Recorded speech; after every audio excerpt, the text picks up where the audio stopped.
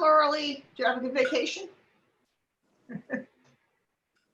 Hi, Lori Lee. I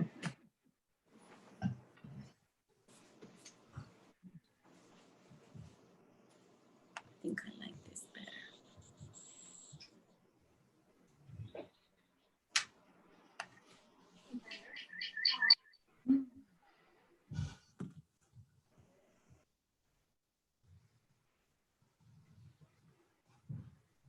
And Mayor, I'm going to start broadcasting now, so you could start at 6:30. Okay.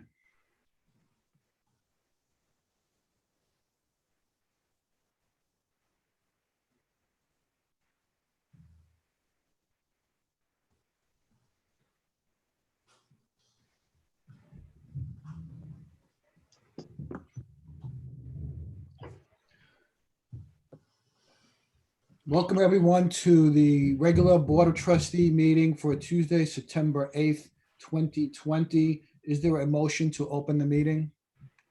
Trustee Patino, second. Trustee Nell, all in favor? Meeting is hereby opened. Can we rise for the Pledge of Allegiance? I pledge allegiance to the flag of the United States of America and to the republic which is one nation. Under God, indivisible, with justice for all.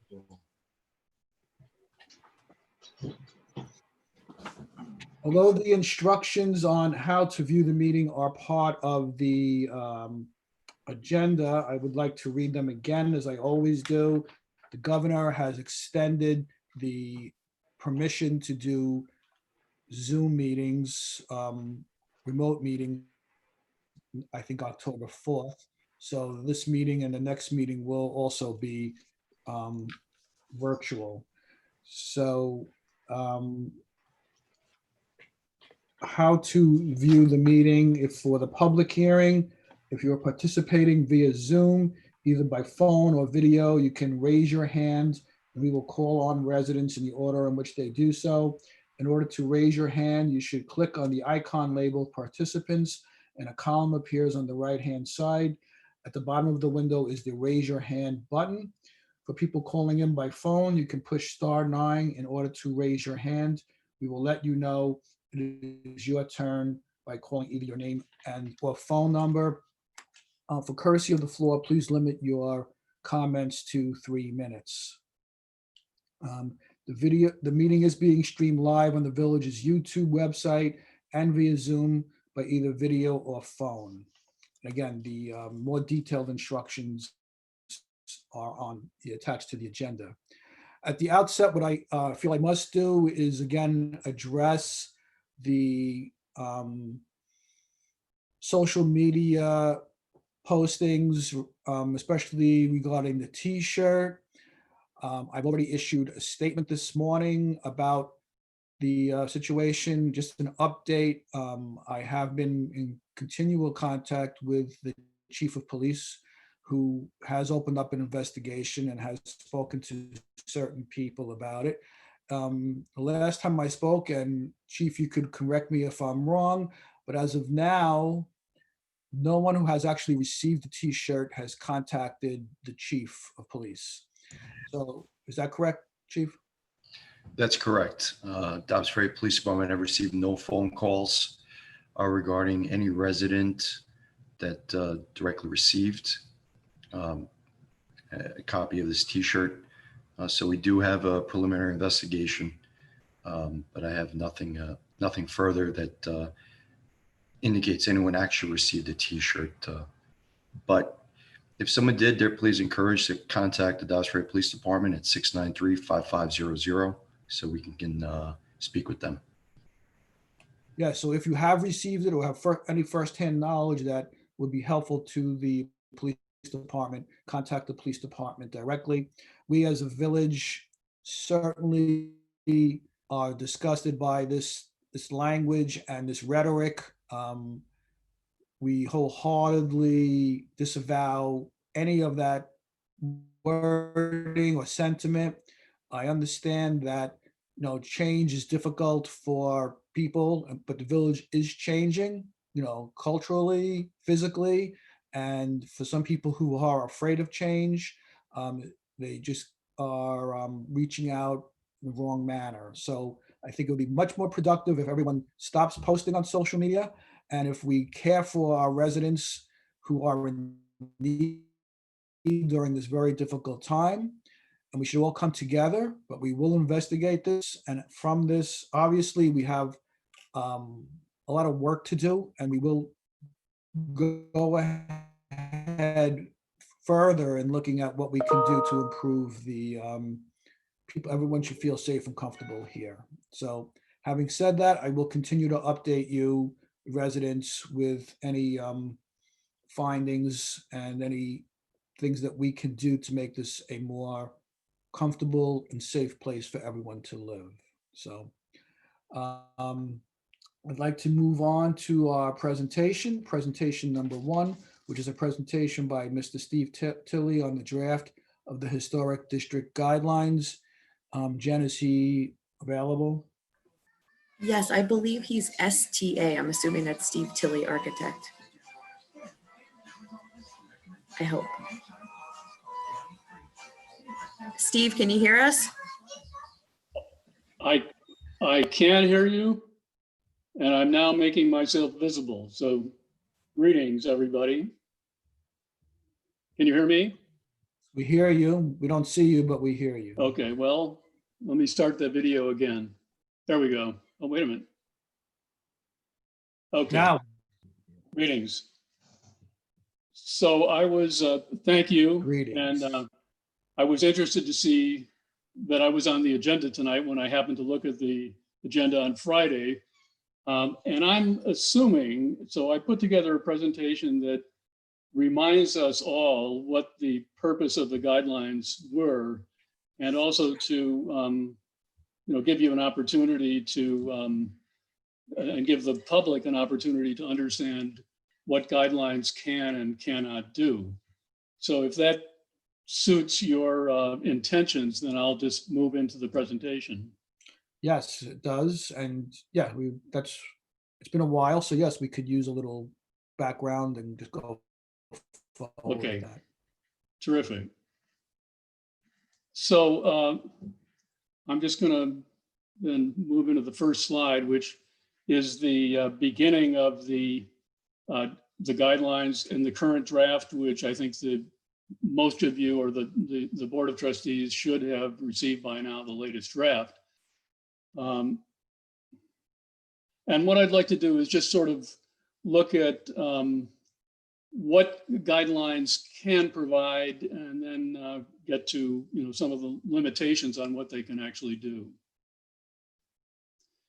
So guidelines are a basis for making fair decisions.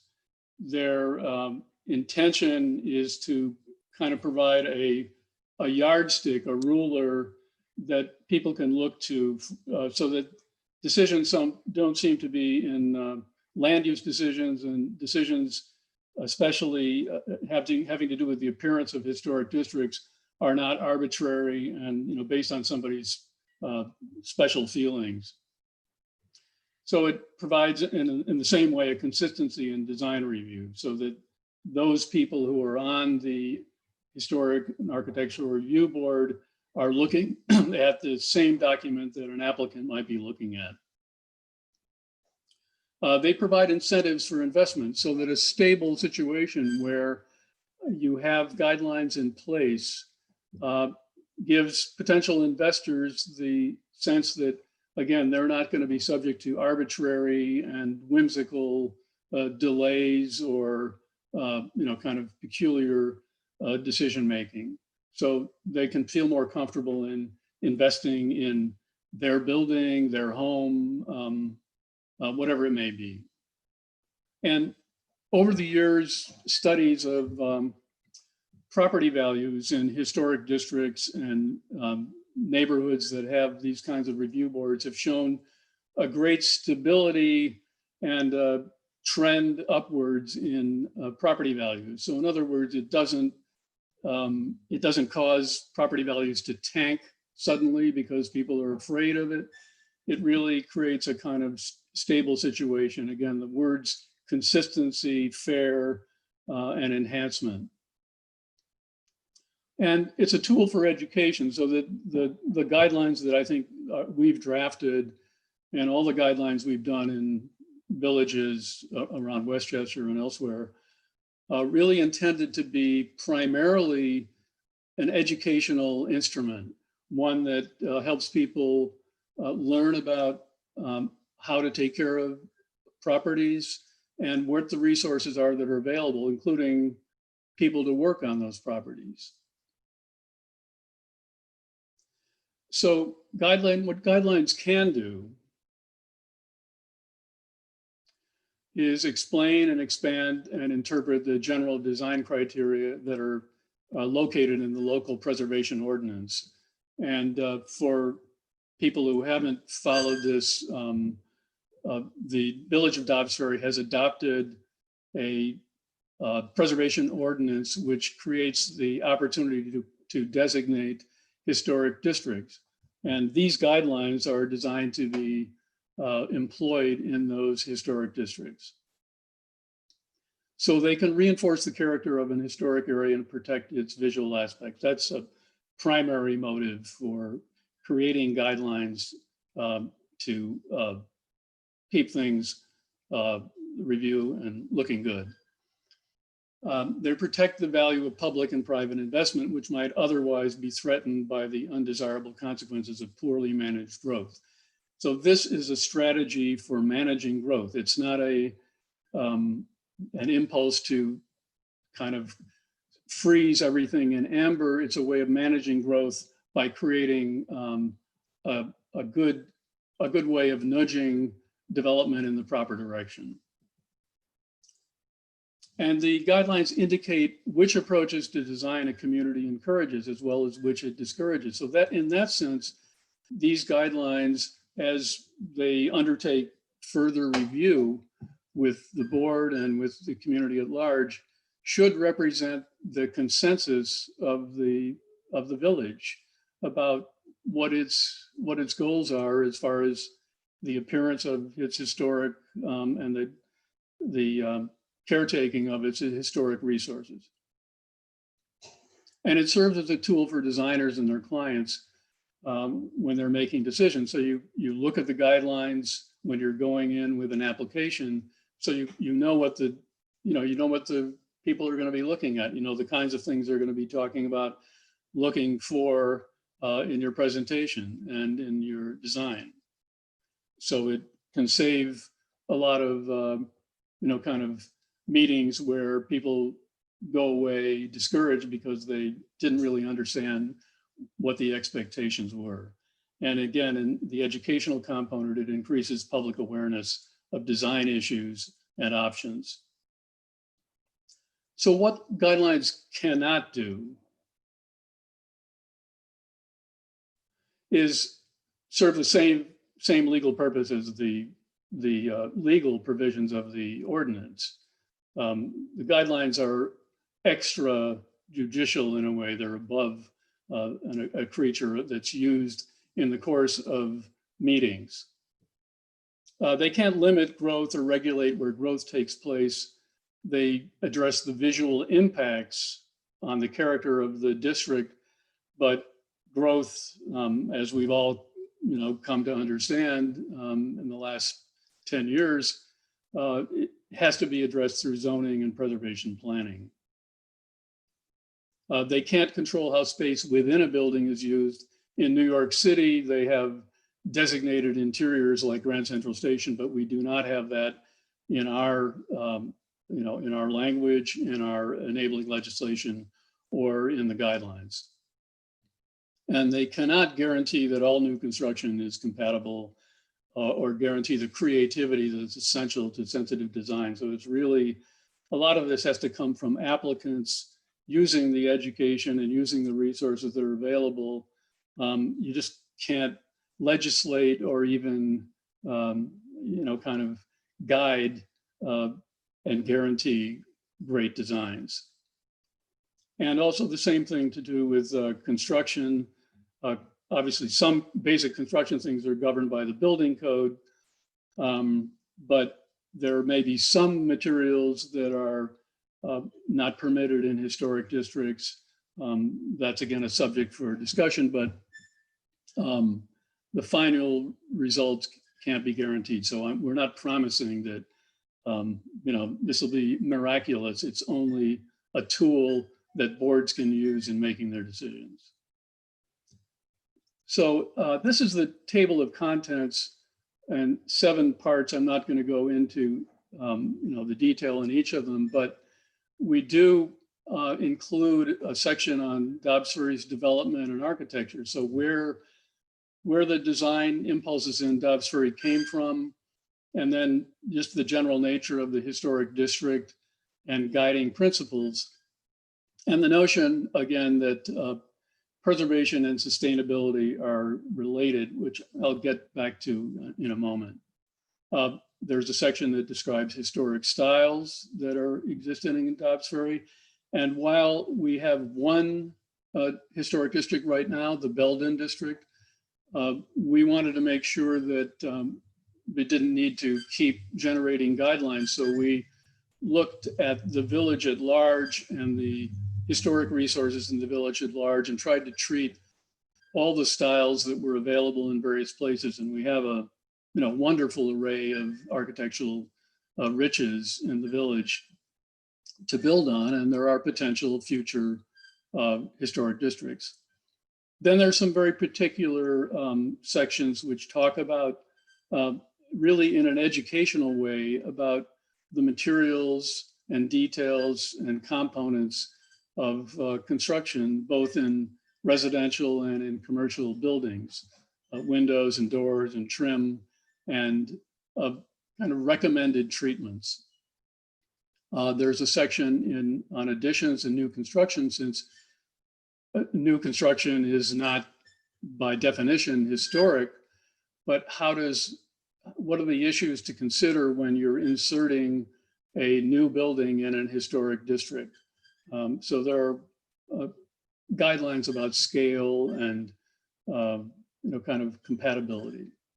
And then a mostly softer educational section on landscape best practices, since that's a lot of what we're about in Dobbs Ferry, is treating our properties.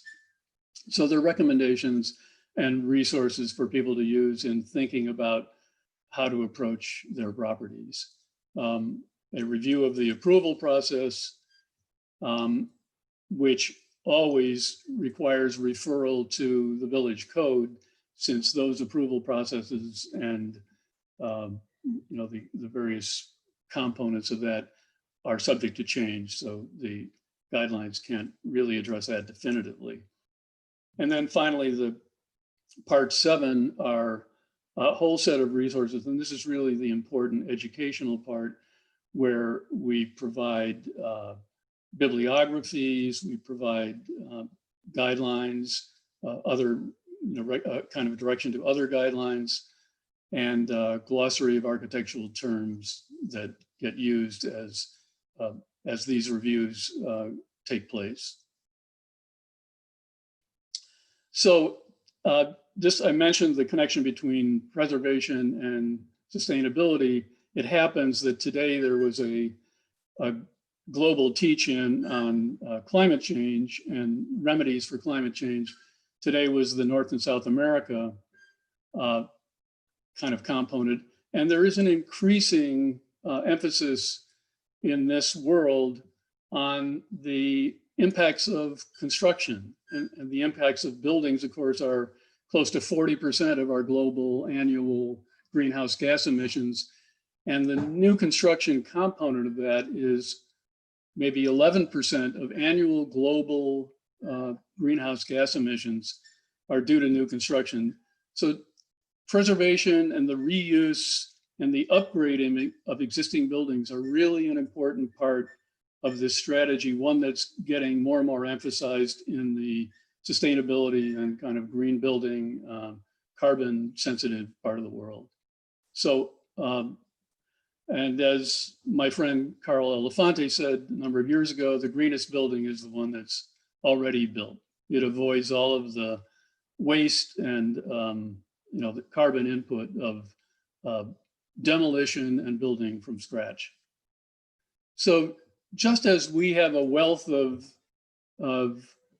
house and building numbers in Dobbs Ferry, we also have a wealth of historic styles that really are a tremendous resource, one that we need to take care of, and that these guidelines are designed to try to help nudge change in the right direction, manage change in the right direction. So these are all, great Dobbs Ferry buildings, and you can see the fantastic variety that we have, from vernacular buildings that were built, by Dominic Altieri to, the old library on Main Street. Just a terrific collection of stuff. And so the whole point of this is that while we are looking backward, we're looking at the history of the village, the development of the village, and we're curating our existing buildings in those districts. We're also using that to look forward and manage change. And that's my 7-minute presentation. Thanks, Steve. I know that you've done an awful lot, and I know there's an awful lot in there that we have to look at. I know that you said, like, for 50 years, a building, the qualification would be 50 years. There are things like that that we have to determine if that's the way we want to go forward with. So Right. I think before we schedule a public hearing on this, maybe we should do a workshop with, the Architectural Review Board and the other statutory boards as well. So I just want That'd be a to, great idea. get a sense of everybody else, how they feel about it before we move forward with it. But I think the workshop is a better idea. So, Donna, what do you think? Mute. No. Can you hear me now? Yes. Yep. Okay. Steve, first, thank you. It's a terrific job that you did. Yeah, I definitely think that we need to hear from the AHRB and the planning board, the zoning board on this before we adopt it. And I think a workshop is probably the best way to go with it. So I'm all for it. And thanks again, Yeah. Steve. Great. Nicole, what do you think?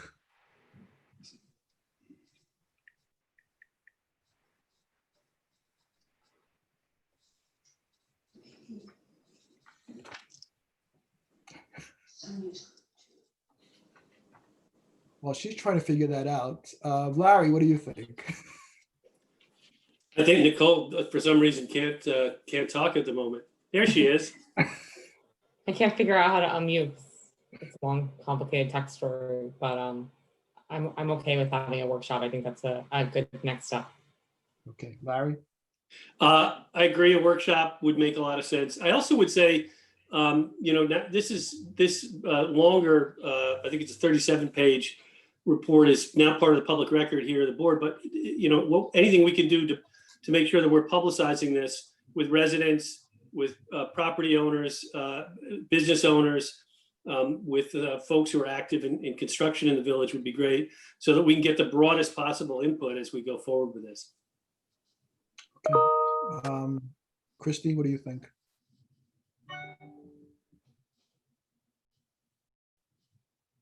Mute.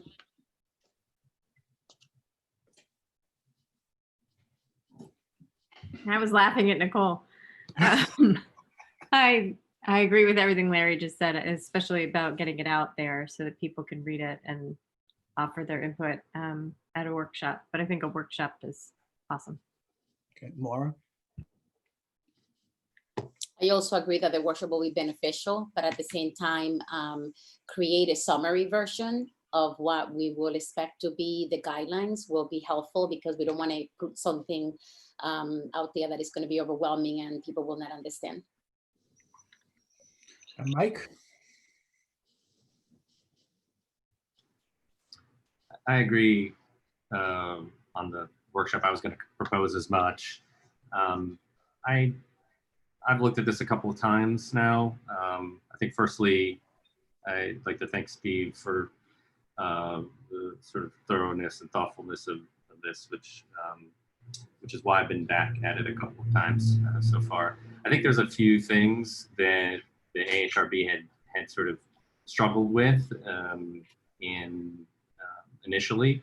And one of those was the sort of degree of restrictions. And I think in some areas, there's room for improvement with some of the language. And I realize that they are guidelines, but some wiggle room, I think, is important in some of the, what I believe to be overly restrictive clauses.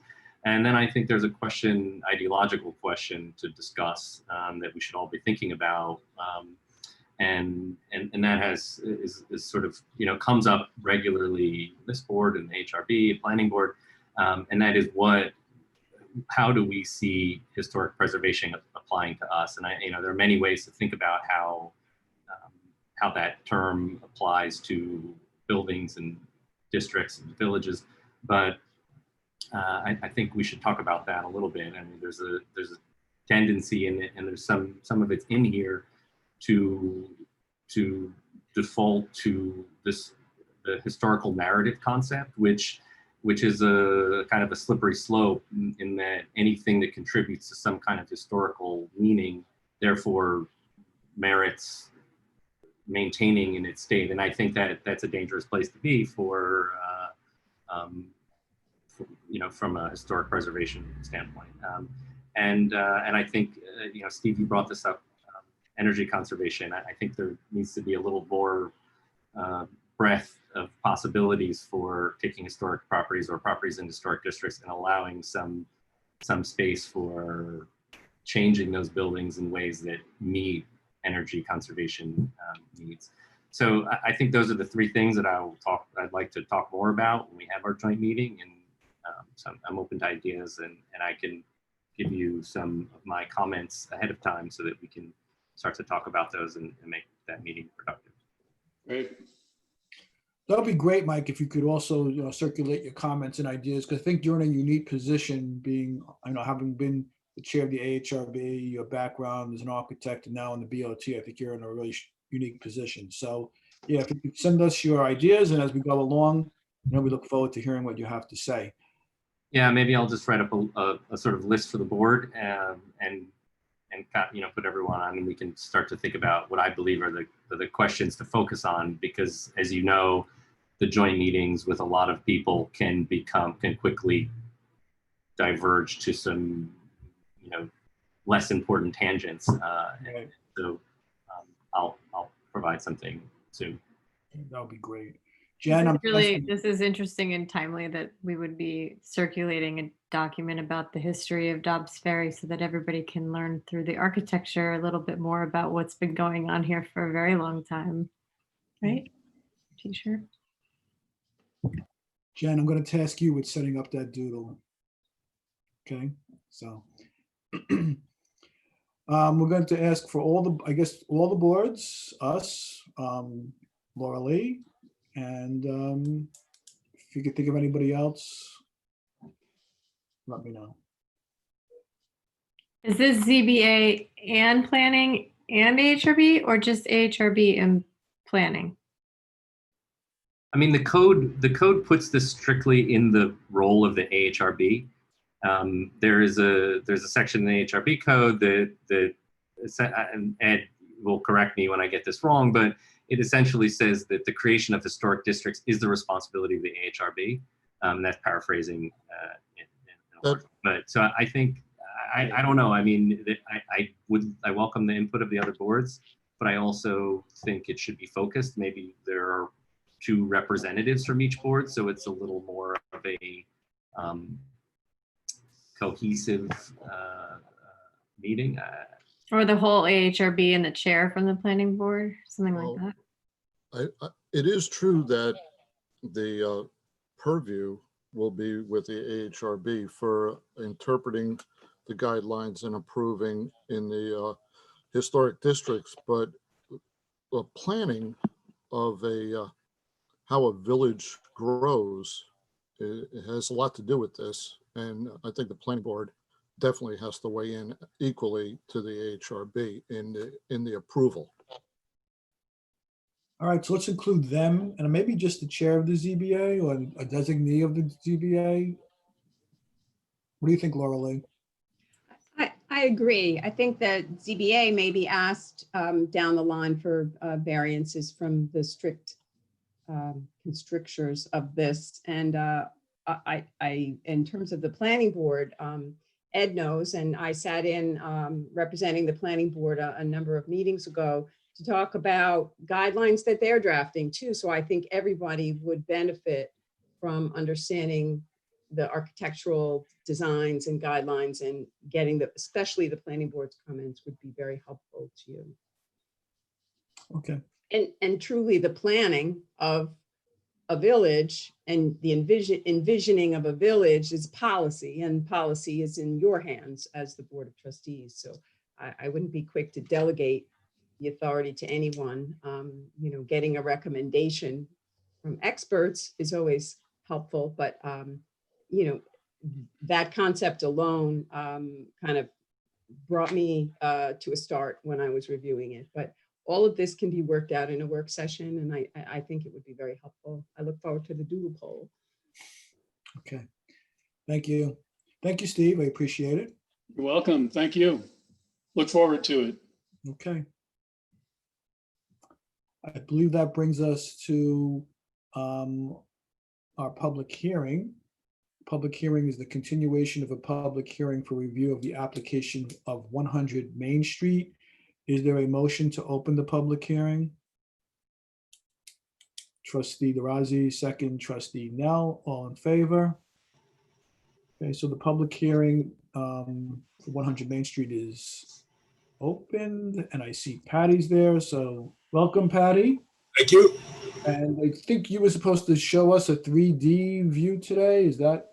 Yeah, we're going to do that. And I also just wanted to kind of walk it through and make sure that we're all on the same page. So if I can share screen.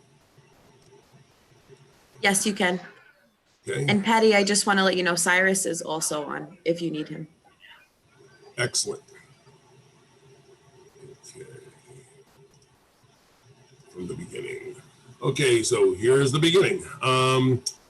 You are aware where it is. I'm not going to waste time on this. We kind of talked about some of these things last time. We've got the planning board gave us everything that we needed with the storm drainage, which was actually reusing the existing system. That's all been reviewed by Cyrus, and it was actually designed by Paul Petretti, and it's got plenty of capacity, so we'll be using that. These are just protection things. Just so you understand, this is showing the site plan. This is the existing building. Actually, let me go back. This up here is the existing building. You can see some dotted lines under there. So the building is a rectangle here, and then this is the existing garage. What we're proposing to add is what's colored in black on the back of the building, which is effectively an entrance with staircase, entrances to the two existing duplex units. And the way they work is on the first floor where you're coming in, there's a living room, dining room, kitchen, bedroom, and a staircase up to one bedroom above. I'll show that in a minute. This is the staircase that goes up to the next floor up. When I go to the next floor up, which is here, I'll come up from the first floor to the front bedroom as part of the lower level. And then you've arrived on the staircase to the entrance to the living room, dining room, kitchen. And then there's a staircase internally to that unit that takes you up to the third floor, or in this case, fourth floor, counting the street level. And you've got two bedrooms on the top floor. The top floor is what's colored in.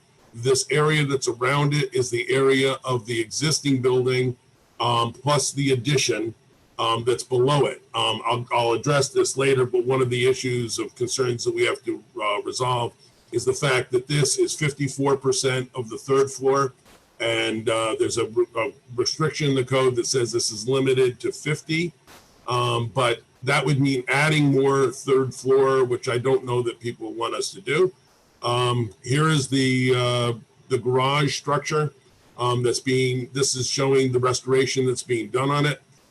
There was a lot of attention given to this by the Architectural Review Board, and there's a whole series of instructions of how we have to pursue doing that work to make sure that it gets protected. This is showing the side of the front building with the addition on the top. As you can see, this is, you see a dotted line in here. That's the existing roof. This is the existing back wall. This is the existing back porch. So we're building out on the second floor, third floor, and fourth floor. If it was mandatory that we would have the fourth floor be less than 50% of the third floor, the solution on that would be for us to extend this around, bring it out to here, carry that around, and have the additional square footage on the third floor so that we would be in compliance. We also have an issue here with the height. We are showing this as 46.83 feet, which is limited, I believe, to 45 feet. This is just the reality of trying to put another floor on top of the existing structure. I did meet with the now village administrator, perhaps, no, he was already interim village administrator, but previously building inspector, and I pointed out that we're not really sure what's going to happen with the existing structure in here, and there's a possibility that that will be able to be taken down without losing the ceiling that's existing. And if that happens, we would be under the 45 feet. This is showing the back of the building.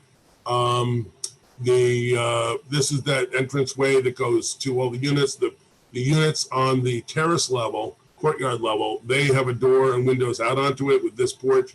The upper units get a roof deck from which they can see towards the river. This is a section which shows you that existing structure, the addition on the back of it, and the addition on top of it. So it's effectively, we're building on the back and adding a top. The dimension here between this porch and the existing garage is sufficient space to be able to come in with a car and pull into the garage, which we're using as the clever solution of a garage. Another issue for confirmation on this project is we have 4 on-site parking spaces. We have a total of 4 residential units that are 2-bedroom each. So with 8 units, 8 bedrooms, I mean, we need 2 parking spaces in addition to the 4, which puts us at 6. I think we have to do a little bit more homework with what happened years ago in the zoning board.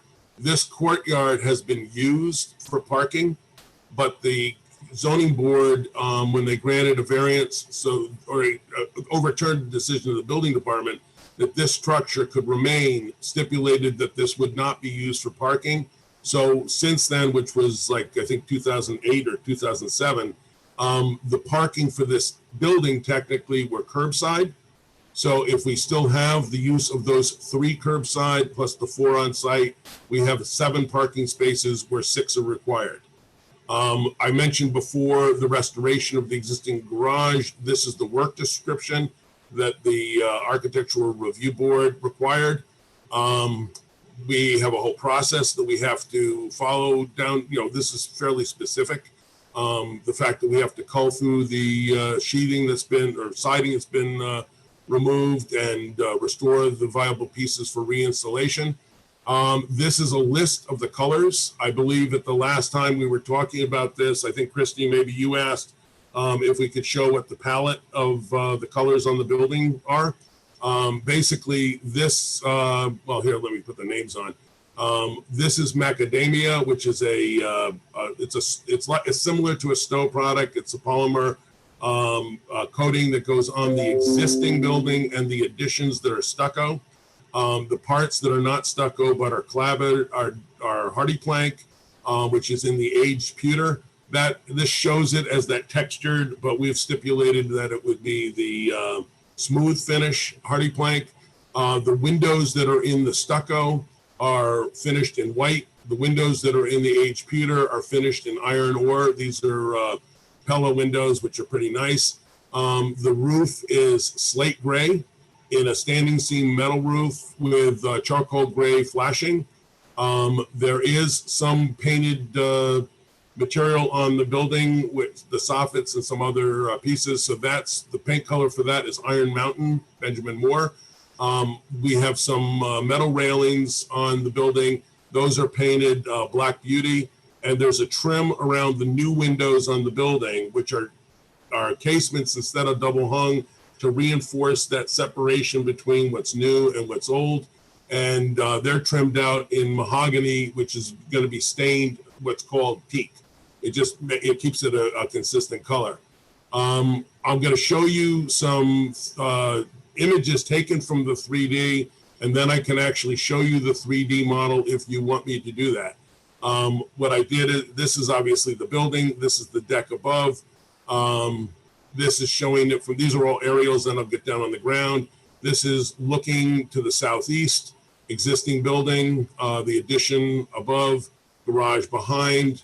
This is looking south. This is the building that's being added on top of this. This is obviously, at this point, the entire roof on this existing building has been removed. If we do need to increase the size of the third floor, what we would do is eliminate this porch roof and just bring this line out and around. So we would have, it would add 318 square feet, which would put us at 49.83 of, we would be under the 50%. The courtyard here is all going to be paved with brick pavers. And that was one of the sample colors was there, it was gray. This is looking to the southwest. I think you're starting to get the sense of it. There is a mistake in this model. These are not double hungs. These are all casements, but I didn't notice it until a little while ago. Looking to the west, the building sitting on top, and looking to the northwest, the garage structure, the addition on the back of the building, and then looking to the north. Obviously this side you don't see very much. And this is looking again from the aerial. If I go down now onto the street level, you can see how the building steps back. I think there was a comment at the last time we were presenting that we had indicated in the site walk that you would not be able to see the fourth floor, but that's really not something that would be possible here. It's, maybe we said that, it wouldn't be that this eave is approximately the height of the existing roof. So it's not as though it's significantly higher than what's already there. This is looking to the southeast. This is now standing on the aqueduct, looking to the southwest. And actually here is, and you can't really see much, but this is not an exaggeration this time of year for how opaque the planting is there. I do have some photos that show that later that you can see through there. And then these are just some contextual photos that kind of reiterate that what we're showing is kind of, it was all based on photos. So this is all realistic stuff. It's representing what we're actually proposing. These are the ones you can see it. This is in wintertime. This is the garage that we will be restoring. And I think the only other thing really for me to cover in this is that one of the things I was asked to do, or told actually that I have to do, is make the case for why a fourth story is justified in this building. I think I felt flat-footed when that was asked of me the last time, because it was phrased specifically in terms of affordability. The code refers to diversity and affordability. There's nothing that we're doing in this that I would represent is improving affordability in the village. We've gone from 12 units down to 4 units. And at this point, with the addition of the costs of restoring the garage, it's going to be important to get as much value in those 4 units as possible. What we are creating is an unusual type of residential unit in the village. We are thinking in terms of this being condos. This would be significantly less expensive than, say, 75 Main. So it's giving kind of, if you will, it's filling a missing middle in the village that is often difficult to find. We've got places for very wealthy people, and we've got places that are in need of a lot of work that are less expensive, that people who do not have those resources can afford to live in. But we're pretty short, particularly in the downtown, for that middle income type of place where somebody could live, particularly with a private parking space. So I'm hoping that that is covering the diversity side. The more important point, I think, is that what the long history, which I will not risk trying to repeat because I don't want to get in trouble again. We've ended up where we're at with a long process. What we were charged with doing in this last round was presenting a design which saved the barn structure.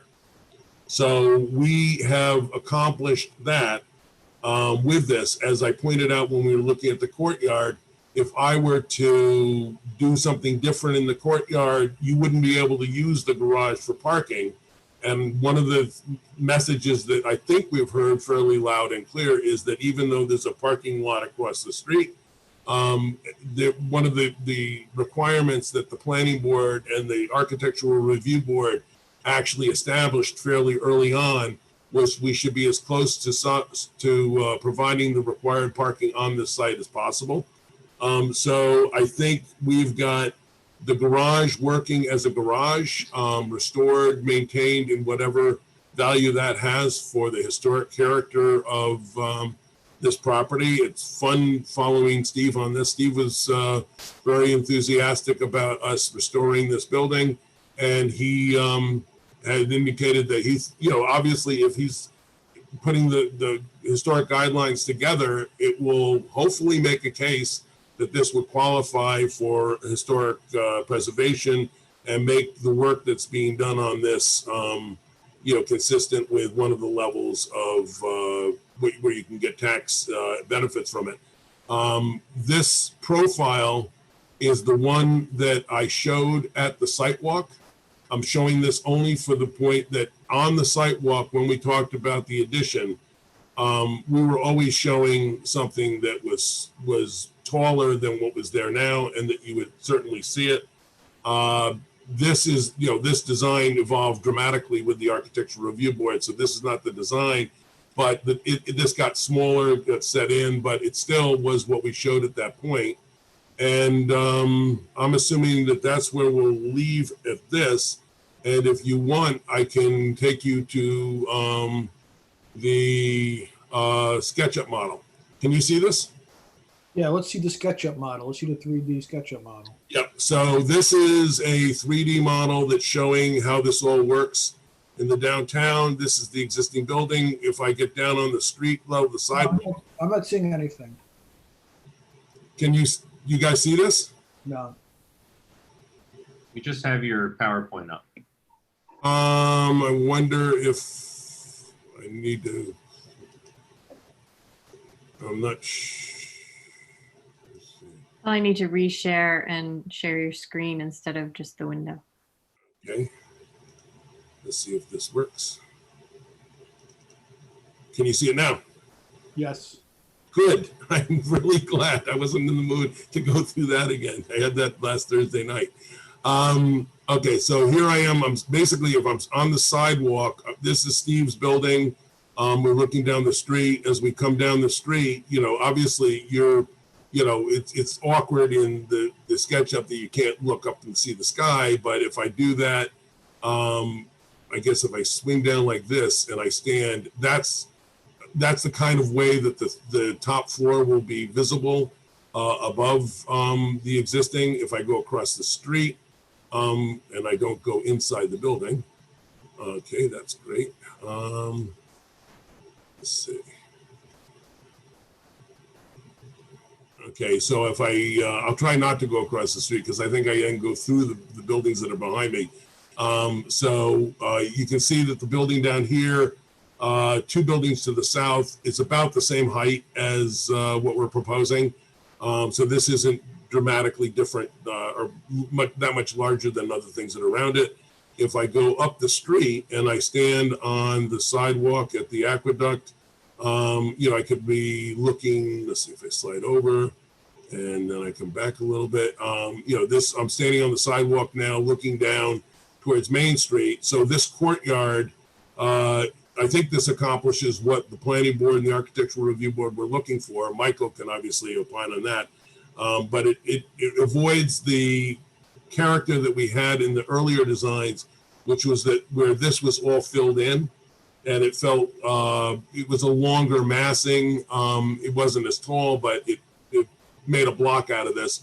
So this still has that open space on the street. The idea of having some trees in it. It's not a lot of space, so we're limited. Let's see if I go down further. If I'm on the aqueduct and I'm walking along, it's actually, they've just got too much stuff. But if you kind of look through, you know, you've got small points where you can kind of see into that courtyard, looking over the wall back behind. Certainly in times of year when you don't have a lot of leaves on the trees. Patty, can you eliminate this trees that they are honestly completely blocking the view of us appreciating the differences between the two buildings and the real height? Every angle that you have shown, unfortunately, does not allow me to see the height of this building. This building isn't changing in height. But in your design, can you remove those trees so that we can actually see it? I'm not a SketchUp person. This was done by people for us. I don't really know how to remove the trees. Because I feel that it's defeating the purpose of this presentation because I cannot see what you're trying to show me. Well, the existing garage is unchanged.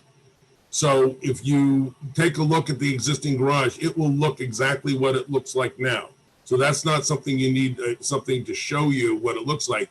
There is nothing blocking your view of the addition that we're building. We're renovating this exactly in place, exactly with all of the, you know, nothing's changing on that building. I'm sorry, but what you are showing me here is an additional floor, which I am trying to view the comparison with the neighbor buildings, like the one that you pointed out before. I cannot see a view from across the street or from the aqueduct. So that's my point, that I'm not able to see really the actual differences or equality of this building compared to the buildings around it. Okay, I mean, this is standing across the street looking at the building. What I was saying wasn't that there's a default in this model. I'm saying that if I want to get back far enough to see the roof better at ground level, I would be having to take buildings down to back up. So can you try something? Can you click where it says layers on the right side of your screen? All the way to the right. All the way to the right. All the way to the right. All the way to the right of the screen. Layer. Like that. And let's see if see where it says vegetation. Can we turn? Are there any other vegetation or tree layers? Can you just click see the little eyeball? If you click that, it'll go off. Okay. It'll turn off, so to speak. And I'm just wondering if we can. Yeah, that would be great. You know, branch, leaves, all that stuff. Take all that. Keep scrolling down till you get everything that's related to trees off, and then let's go back around and see if that helps. Sure.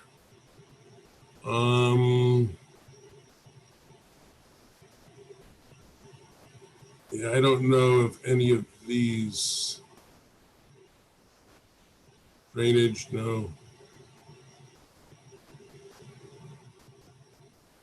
Vegetation, maybe that killed something.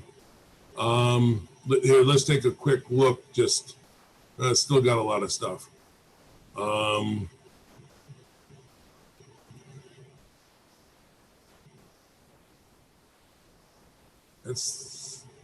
I don't know if that was that.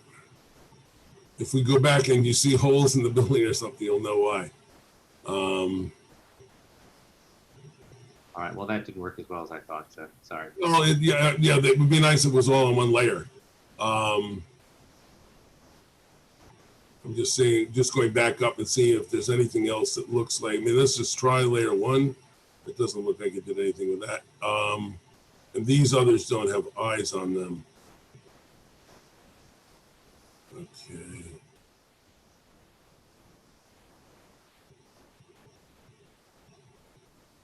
Nothing on that. Yeah, let's go around because I know some of the foliage disappeared. It's still a lot of stuff, but you are able to see things better. I mean, this is not a misrepresentation of the foliage. You can't see the barn today. if you stand there. And the view of the floor that we're adding is not obscured in these pictures by that vegetation. So if I'm standing in the parking lot and I'm looking at the building, the vegetation is not blocking your view of that fourth floor in any way. I don't know, is there a specific vantage point that you want to see this from? I mean, if you're on the street and you're looking up, you don't see a lot. If you're up in the building across the street, you'd be able to look out and you'll see the fourth floor on top.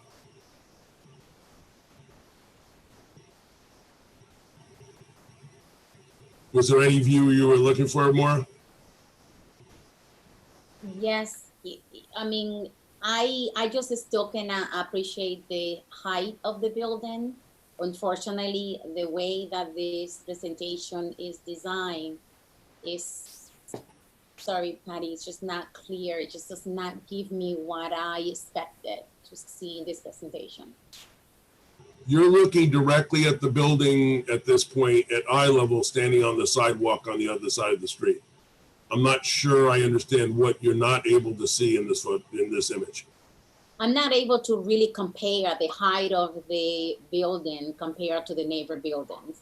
You're not able to maneuver this presentation in a way that shows many different angles, especially from the aqueduct. The vegetation that it is designed in the back completely covers the comparison between the buildings from the aqueduct. And I honestly have a concern with that because I am not able to see the building side by side from the aqueduct.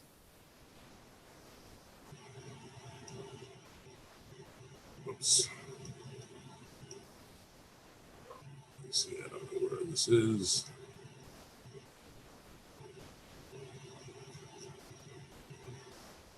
I mean, what you're saying is you'd like to, it would be as if we went in and cut the trees down. You'd like to see what that would look like. Exactly. You know, we for the purpose of this presentation, I really think that the elimination of those trees will be very beneficial because it will allow us to really, really take a look at how this development is in comparison to the rest. How is it really looking from the aqueduct in comparison to the neighbor buildings? Even the view of the river going down is really, really essential that you eliminate those. No, but perhaps that's what's confusing me, because right now if I stand, and maybe your statement is what is the problem. You're saying that you can't tell from what I'm showing that you can't see the river right now from this. Well, I can appreciate the height of the building because it's being blocked by the trees. You're talking about the existing garage. No, I'm speaking about the building that you are designing. The existing ridge of the existing garage is high enough that if you're standing on the aqueduct, you cannot see anything except maybe the top piece of the existing building. Well, I need to see a party. You know, unfortunately, forget about the barn. Nobody's talking about the barn. I'm speaking about the actual building. The actual building with that additional height, that's what I want to see. I want to see it from the aqueduct and I want to see it from the front, like if you are in DJs in the dry cleaners. That's what I need to see. And I need to see it from different angles where we are able to manipulate this, that we are able to see how high this building is going to be. Right. Well, right now, what I'm showing you here is standing on the aqueduct, and you're able to see that the existing garage structure is if you were standing here and looking, you would see the ridge, you wouldn't see the building. We just don't have this big surprise. I'm sorry, Patty, I'm not meaning to give you a hard time. I just find that the trees are unnecessary in this design. They are obstructing the view that we are really looking to see, at least for what I need to see. But I do want to make sure that we're aware of the fact that when you say that, those trees exist. So, yeah, they exist, especially during the summer, but during the winter, they are faded with no leaves. And of course, then there's a different view. So I just, for the sake of the presentation, I just think that it would be beneficial to eliminate the trees. We know that they're there, but I'm not interested in looking at the trees right now. I'm interested in looking at the height of the building. Laura Lee, correct me if I'm wrong, the fourth story issue really has now turned into whether or not it should be 54% or less than 50%. Is that really the issue that we're faced with now?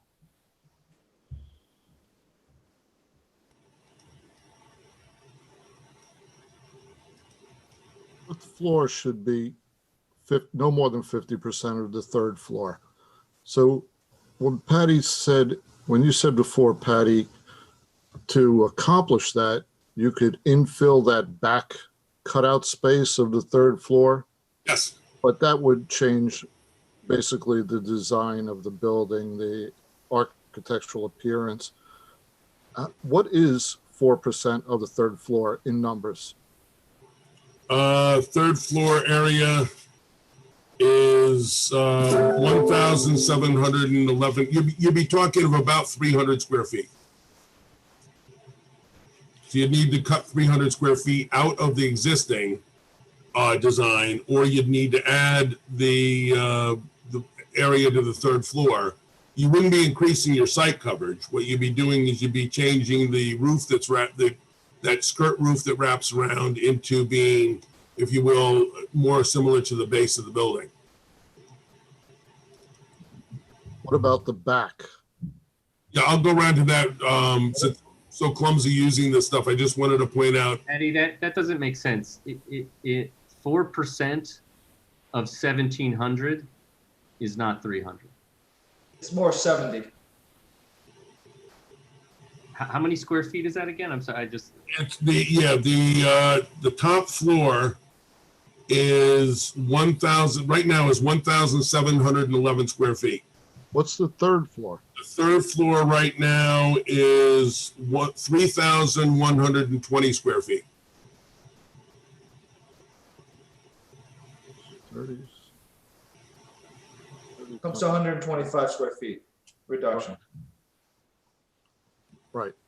So if you were to pull the whole, go around to the back, if you pull the whole back footprint out towards the garage, like 1.5 feet. Yep. And drag the fourth story with it without increasing it, pulling it back from the street more, wouldn't you accomplish and get back to? I'd have to leave the fourth story where it is. I'd need to move the second and third floors back so that they got bigger compared to the fourth floor. But couldn't you move the fourth floor back also?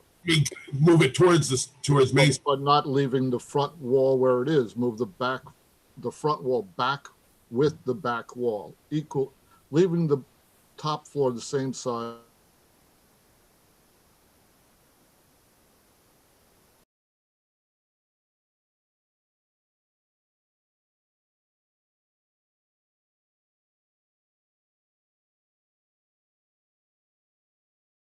a little bit, and you could make your 50% without even really having to present that to us. Right.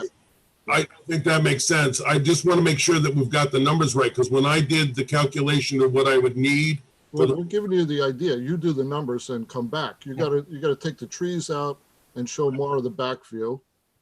You work out the numbers and replan the building to make that fourth floor 50%.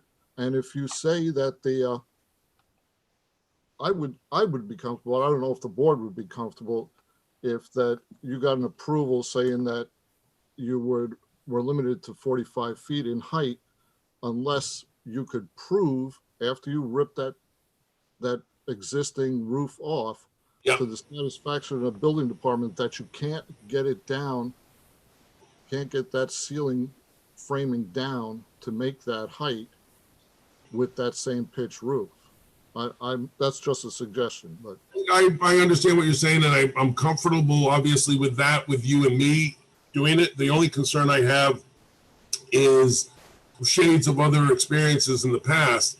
If we had this approved at 46.83 feet and a specific instruction that upon the removal of the roof would determine whether that can be dropped down, I would think that it works better with the public that the building was able to be reduced in height from what was approved than that there was an issue and we had to increase the height of the building. but I'll let you figure that out. I just, before we move anywhere, I wanted to, That would be the waiver from the board, and they would have to put that stipulation in. I mean, there's two things, Patty. Number one is a probe not able to tell you if that adjustment can be made, or is it occupied and you can't get in there? it's not an accessible space. We went and crawled up in the attic, and we got as close to the outside as we could, down to where it was like 1.5 feet high and you couldn't crawl any further. The problem was that the rafters were coming down, but the brick looks like it's coming up. So what we did is we measured the top of the brick, and the top of the brick is what relates to the 46.83. My expectation is that when we take all that off, we're going to find that the rafters are sitting next to the joists down at a height that means we could just remove brick and sit on the top of the existing, sister alongside the existing joists. And at that point, we are down that 1.5 feet. I got it. Okay. And I would feel more comfortable with the first, with Ed's suggestion that if it wasn't able to be done, right, you could have the adjustment made, rather than the other way around, because that other way around, it rarely works out like that. I don't get a vote, so whatever way you guys want. Before we leave this, I wanted to point out to Maura, this is me standing at this point with my back to the building across the street, looking up at the top of the building.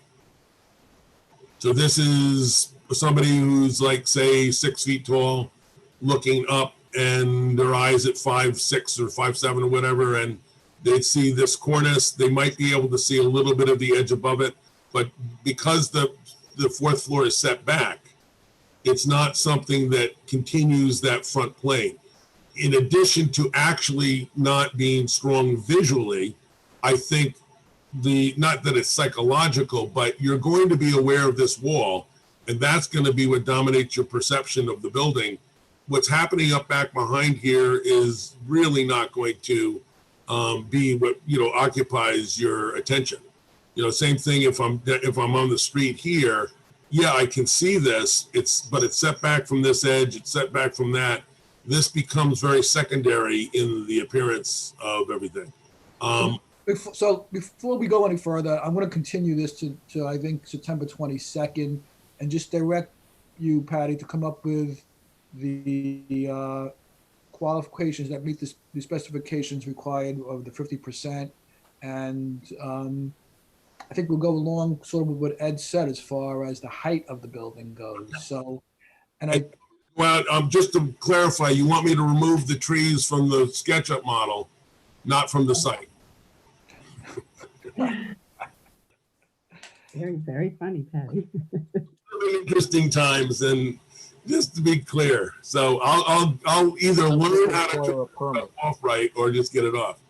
So what, in effect, what the mayor is asking you to do is eliminate the need for another waiver. Right now, you're asking for a waiver for parking, you're asking for a waiver of height, and you're asking for a waiver on the size of that fourth floor. So we're trying to minimize what you're asking the board to do, and to assist Maura with the visual analysis.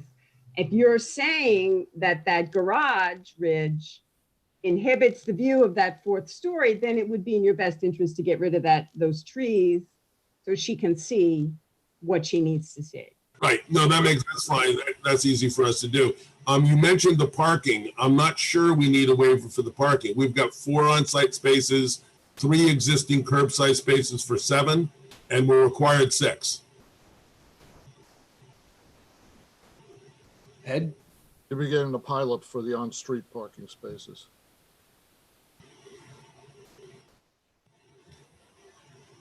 I've got a question for Lori Lee. Do you agree with Patty's analysis that these units meet the criteria for a fourth floor? I believe that the fourth floor question has been asked and answered by this board. Good. In their referral to the planning board. I think that you had a vote positive in numbers to move it on to the planning board with the recommendation, with the diversity of units, and also to save to save the barn, which seemed to be something that the HRB was very interested in. So there's the sorry, that's my dog, Scott. There's the ability for you to say it's for the public's benefit, you know, that remember there's a text and there's a table. We just went through this with Cedar Street. So if you remember, both of those have to be looked at independently. And I believe this board has already opined and taken a vote that the fourth. That doesn't mean that that's fact, because it wasn't unanimous, correct? Well, just to close that thought, Lori Lee, I wanted to make sure your memo wasn't somehow challenging or contradicting that, which you've answered. Thank you. Yes, and it was a board vote. So yes, it was not unanimous, but it was a majority of the board.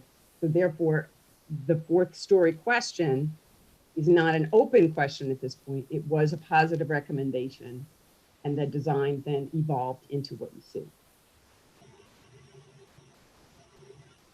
Right, that's my understanding as well. So but there is the question of the area of the fourth floor. So if we can go back to that real quick, because now I'm showing it, Ed, what you were saying is that I'm leaving, I would just drag this whole thing with this coming out, which makes these two floors a little bit bigger and leaves this the same size. So you get a little bit more of a setback in the front. Yes. And at that point, we would do it. The thing I'm worried about is the math, because what I did was 1,711 divided by, twice that number.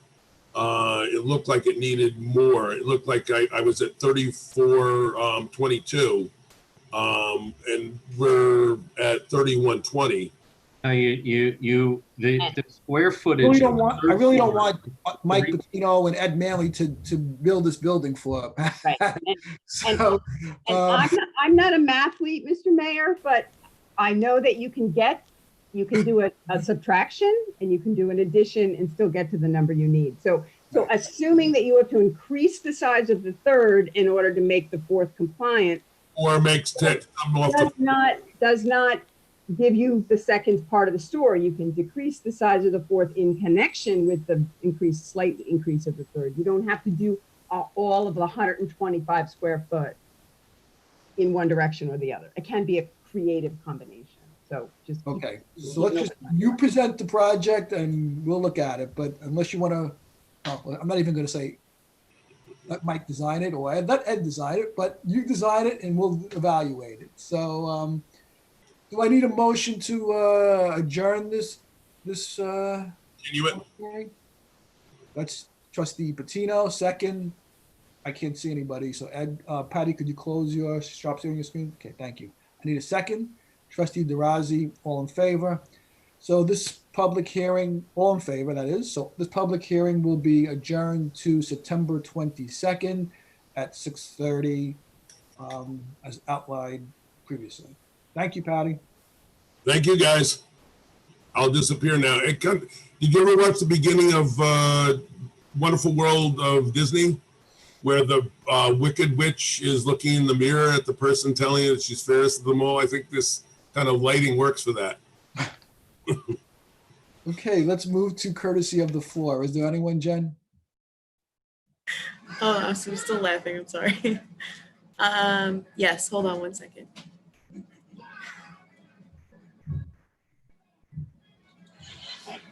Lee, can you hear us?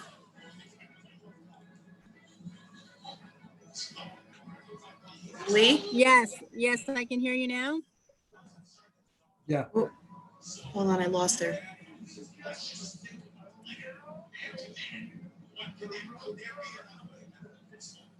Lee, can you hear us? Yes, I can hear you. Okay, we can hear you. Yes. Okay.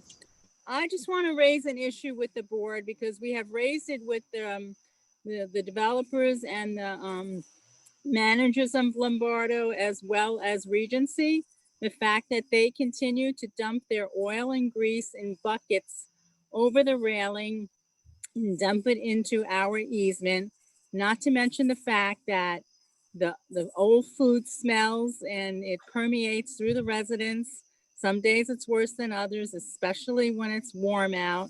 So this is something that they've been practicing since their inception there, and we'd like to know how it can be resolved. And also, I will mention a fact about the lighting. The lighting we have addressed to Ed Manley when he was inspector, and they had shut it off at some point, and now we've realized over the last week or two, they've put it back on. The lights are intruding on the neighboring residents. So those are two issues that need to be resolved once and for all. Can I answer that, Mr. Mayor? Wait, before you do, since we're Zooming, could you just introduce who you are and? Oh, Lee Constantine. Thank you. So the lighting is an issue. They put in too much lighting. It was too bright at the property line. And I worked that out with Regency, but then, with Sabre. And then when Regency took over, they reconnected those lights in the breaker box. And I've made them aware of that, and that for the permit to get a CO for the new store going down there, they're going to have to remove those out of the breaker box this time, not just shut them off. So I have gone over that with them, and I will tell them again if they're on to turn them off temporarily until that's accomplished electrically. The dumping of grease, this is the first I'm hearing of it. And if you would make a complaint to the building department, we will chase that down. Okay, and I want to also mention Verizon also has their lights on, and it's extremely bright, and as well as intruding on the property line on that side. We have spoken to Verizon, but they were non-compliant about it. So maybe you could address them as well.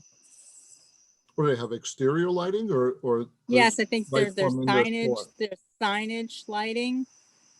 That's we'll, number one. We'll take a look. So, thank you. Thank you, Lee. Anybody else, Jen? Yes. Rob, can you hear us? Yes, can you hear me? Yes. Hi, I'm commenting on, I already sent. Rob, I'm sorry, can you just state your name and your address? Oh, sorry. Rob Barron, 10 Cricket Lane. I'm speaking on behalf of the traffic committee. So I sent notes here, which I would like to read into the record, if that's okay. As long as it's less than 3 minutes, Rob. Okay. The traffic committee asked that all the pedestrian safety devices removed or altered by Con Ed, in particular the raised crosswalk on Ogden Avenue at Beacon Hill Drive, be returned to their original condition according to their original specifications. The Ogden raised crosswalk is a critical segment of an interconnected, safe route to school designed to enable children living on Ogden Avenue and adjacent neighborhoods to walk. This safe route includes other segments like the new sidewalk on Beacon Hill Drive, the crosswalk at the top of Beacon Hill protecting children with flanking speed humps, and the Springhurst staircase.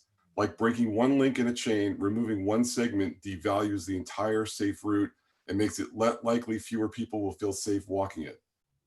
The safe route also saves the village money every year. The raised crosswalk and speed humps achieve traffic rules compliance and protect children without spending precious village funds on costly police personnel enforcement or school crossing guards. The village and the school district took painstaking efforts to develop this safe route over many years. The village's CEQA for Rivertown Square provided funding for engineers and studies, as well as countless public comments through meetings and hearings on traffic safety. The school district spent years rebuilding the Springhurst staircase using the arduous federal Safe Route to Schools program grant while delineating safe pathways through district property. If the village is going to remove, or allow for this removal, then there needs to be some due diligence and decision-making that is similar to the CEQA that occurred for Rivertown Square. And also it needs to achieve the same level of effective performance for safety and traffic rules compliance. So things like hiring a school crossing guard where the raised crosswalk once sat, doing the engineering and planning studies and public facilitation like SECRA, and notifying the school district so that they can notify parents. And if there is an alternative that is going to be put in there, it should be a stop sign camera, which is the only method of achieving the same level of protection and rules compliance as the raised crosswalk. Signage, even with flashing lights, is not a sufficient substitute, as demonstrated by recent local driver collisions with pedestrians when flashing lights were present. Thank you. That fast enough? It was perfect. Thank you, Rob. Anybody else, Jen? No, Mayor, I don't see anyone else. Okay. Let's move then to matters requiring action. Agenda item number 1, which is the continued discussion and consideration of resolution of application for site plan for 41 Cedar Street. This has been on numerous times. Is there anybody here from the applicant, Jen? Yes, I accidentally just put Linda on because I thought I had to promote all of them. Yes. Linda, is there anything that you'd like to share with us before we deliberate? No, we're just here if anybody has questions or comments. And then I think my client just at some point may wish to just say something quickly, but no, we've seen the draft. I corrected some dates. I gave those to Lori Lee, but that was all. And there was a missing the word foot. Yes, So the word foot was missing. I missed 1 foot. So Well, it was add that 45 in. feet, but yes. We'll add that in to be sure that Liz has a perfect resolution prepared. Okay, I'd like just to open this up to discussion to the Board of Trustees. We have reviewed this project extensively. There was the proposed approval site plan that was circulated, so everyone had an opportunity to review it. Does anybody, before I put it to a vote, does anyone have any questions, comments, or anything? Okay, so I'm just going to read some of the, it's pretty long, but I just want to read some of the highlights of this project. I'm not going to go through the history, but we do note that the project would add significant increase to revenue. It does add apartments downtown, creating vitality, more vitality downtown. It does create 3 affordable units, and the 4th floor does meet the 50% guideline. I believe the applicant would also be required to put up a completion bond. The village would receive $130,000 in rec fees and $20,000 in pilot fees. So there are other key factors to it, but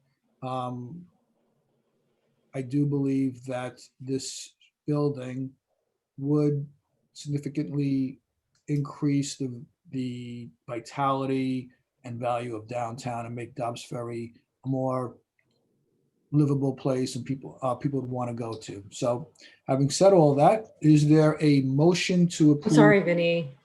I think I misunderstood your question before. I did have a couple of questions about the resolution. I think you should, and then ask for discussion. Say that again, I can hear you. You should move the resolution. Okay. First and a Oh, okay, second, sorry. And then open it up to discussion. That's the appropriate Robert's rule. Okay, so you were right and I was wrong. Okay. Is there a motion for the approval of site plan at 41 Cedar Street, also known as Cedar Commons? Trustee Patino, second. Trustee Casal. Now we can go to the discussion. Trustee Sullivan. Okay, so I just wanted to know, I read through the resolution, and I saw the stuff about our landscape consultant, but I didn't see anything about efforts to preserve the tree that's been under discussion, or specifically about the buffer and screening. So is that supposed to be encompassed in there? Should we be more specific? I have more questions when you answer that one. I don't know if you want me to address the provisions for the tree are actually included on the plans as they are being approved. And then we've also submitted a landscape plan that's going to be the basis for the review by your landscape architect, which does include the screening. And I think the resolution, and Lori Lee can clarify, but makes a specific reference to the provision in your code about screening. It does. That landscape architect must ensure compliance with that provision in your code, and that provision in your code is directly in that condition. I put it in specifically because that's her charge, to be sure that it meets that obligation. And since this was a large topic of discussion through the public hearing process, I wanted to make sure that to acknowledge the neighboring property owners' concerns about that particular provision. Yes, it's in there, and we cannot mandate on private property. We can mandate what's going on in the developer's property. And all along, I think this board has encouraged direct communications, and I believe Linda can speak to that the developer is in direct communication at this point with the folks on the adjacent property. We have, obviously, the landscape plan that we submitted that you all have has been specifically provided to their council as well. We have said, obviously, we're willing to improve the landscaping on their side of the property as well as what we're proposing on our property. And I sent it to him about 3 weeks ago and said, we welcome any comments or suggestions that they have, and even offered that we'd be willing to set up a meeting with their representatives and our landscape architect. And I have not gotten a response until I got a call right before the letter that was submitted today, but no response with any comments. But we'll continue, we're happy to work with them and to do that. We obviously need their permission to do any landscaping on their property, and we've already indicated we're willing to work with them on that plan. Okay. And then I had a question because I kept thinking about the parking issue with the retail and the spaces and the pile up. And I know that at the last meeting, the applicant had said that they would allow retail owners or employees to use the spaces if there were any left. So my question, Lori, is can we mandate that if there are no available unassigned spots for retail to use, that the retail owner and employees use 99 Cedar rather than the on-street spots, so that those are available to the community? You'd like to make it an obligation that they use that? Is that what you're asking? Yeah, for the retail space, like the owner of the retail space and the employee, so that the 2 spots that are left in front of the building, because we granted that pile up because they don't have enough spots, and that includes the on-street spots, that those on-street spots stay available for residents to use coming into the downtown to go to that retailer or another one or another restaurant.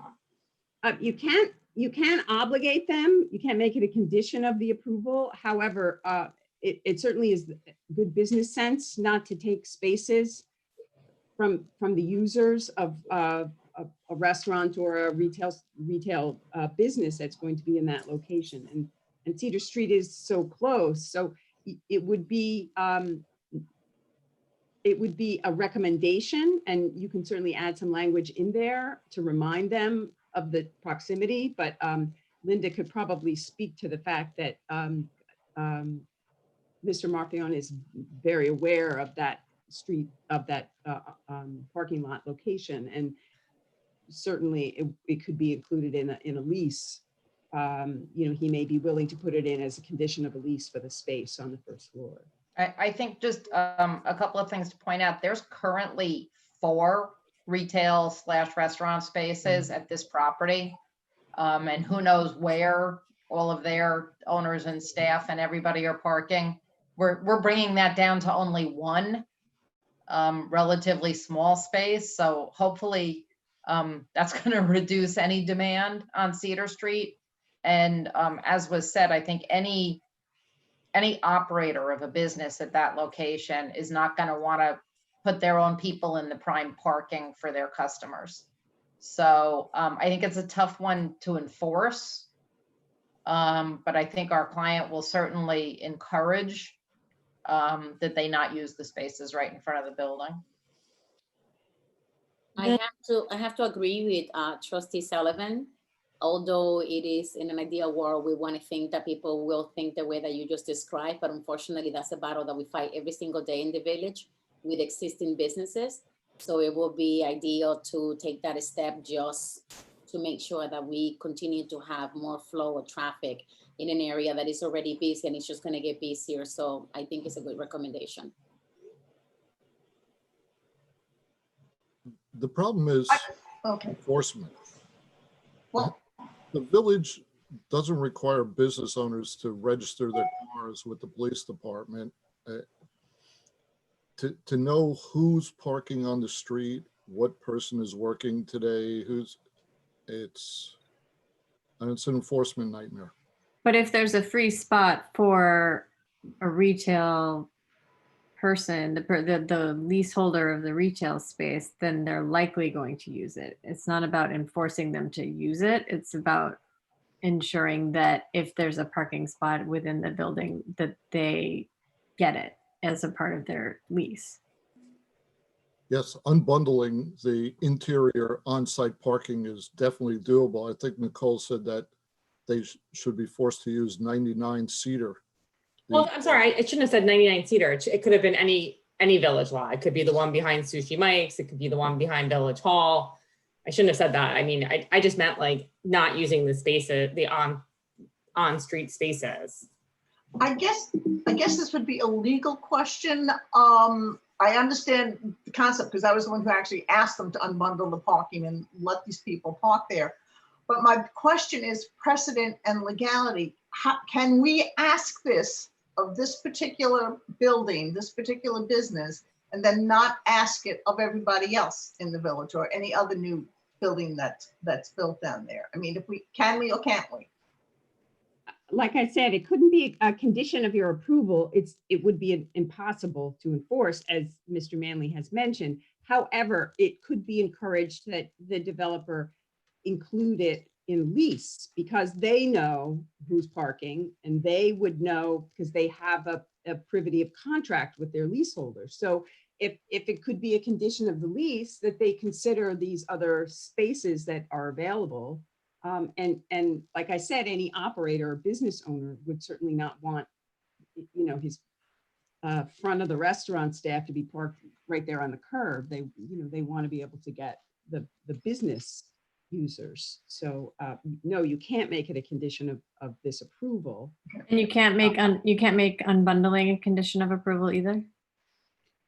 You can provide the opportunity. In this case, you're saying to the developer, should spaces not be assigned for each unit and there are spaces available, that he has every right to lease them. It's appropriate, but you can't make it unbundling a condition unless there's an agreement from the outset. And this developer was clear that the value of the units would be in offering on-site parking right there, for a myriad of reasons, leaving your car there and walking to the train, et cetera, et cetera. Just as an aside, the traffic committee will be working on an unbundling policy for the village. The unbundling in this case, if you remember, we talked about it at the last meeting. If you're going to open it up to the public, that's a security issue. And that's why we objected to it. If there are unclaimed spaces that are not claimed by a unit owner, we would make them available to our retail tenant to get them off the street. But we do not want to open them up to the public.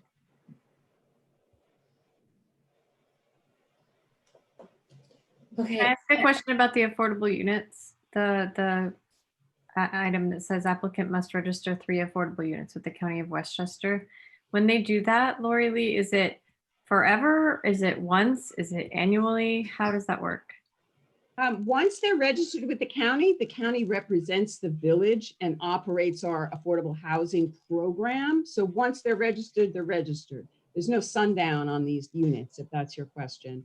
That if the rules are in your affordable housing legislation, if they change hands, that affordability aspect must continue. And once they're registered with the county county housing office will see to it that that's the case.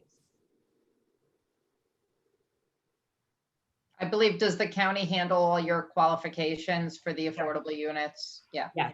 Yes. They So do. that's the real purpose of the registration, is they administer that on behalf of the Correct. village. Yes. We gave that task over to the county several years ago. Yes.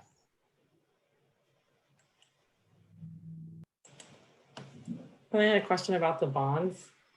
Now Vinny can't stand me. Are they, is it sufficient? Do we need it's more probably for Ed, do we need a completion bond? I only saw the one bond in there for the 60,000 and then the one to protect Zion from excavation. So what we typically get is a completion bond for the public right of way, and that's what this is for.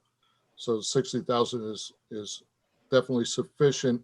It's more than it would cost the owner to do, but it would be a comfortable amount for the village if we had to do it and pay a prevailing wage to get it completed. So yes, and then would be a bond for the landscaping if it wasn't put in before the C of O. Okay, and what about the recommended escrow, 5,000 replenished every time it hits 1,500? Is that going to be sufficient for the punch list at the end if necessary? That's from our code fees. So we're still having one of the two of the requirements actually have the engineering comments that came after, this public hearing is closed that have to be satisfied. So Han Engineering might bill, and our landscape architect would bill when she reviews, the plantings. So those payments would be made from that escrow account, and that escrow account would be replenished when it gets down to 25%. And then returned, the unused portion returned after the C of O is issued, and a letter of request from the owner is sent into the treasurer.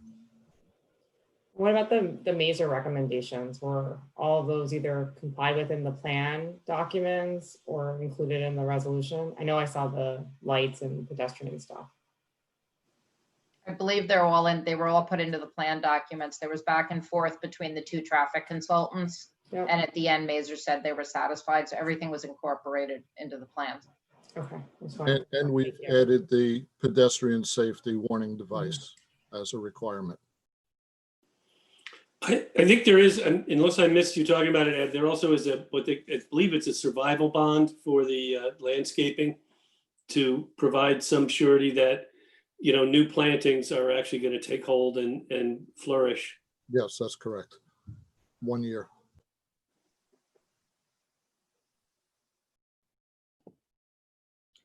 And while I felt strongly about the prevailing wage, I've been advised that we cannot make that a term of condition either, but I strongly urge the applicant and developer to pay or make sure that the subcontractors are paid at the prevailing wage rates.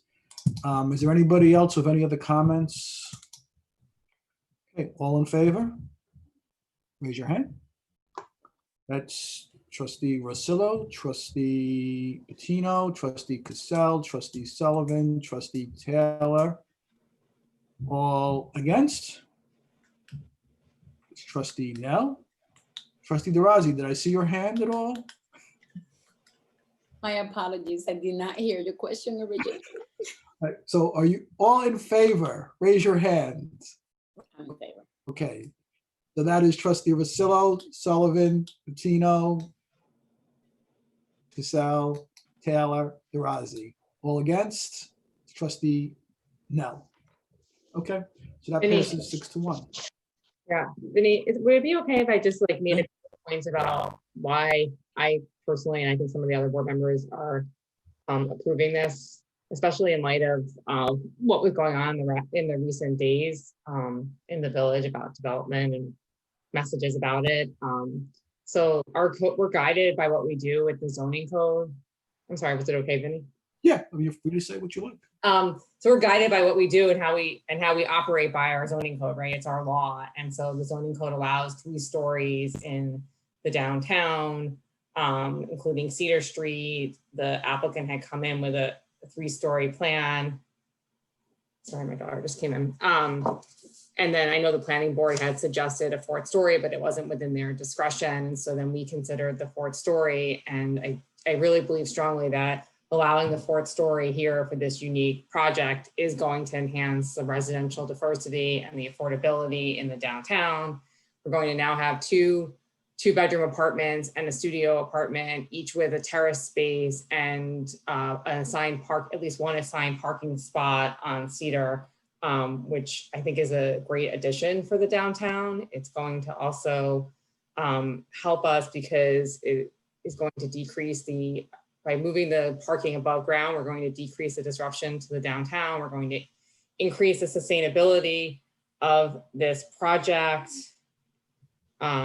And it also allowed them to put in that pocket part. So a lot of these things comport with what we also had in our vision plan, which was enhancing pedestrian amenities and outdoor dinings. The vision plan itself specifically states that the 4th story should be allowed when designed so as not to block important views or loom over the street or adjacent buildings. And this project, the applicant worked really hard with us to do that. I believe the 4th story is set 37 feet back, and you really can't see it from the front. And so, let's see if I had any other notes.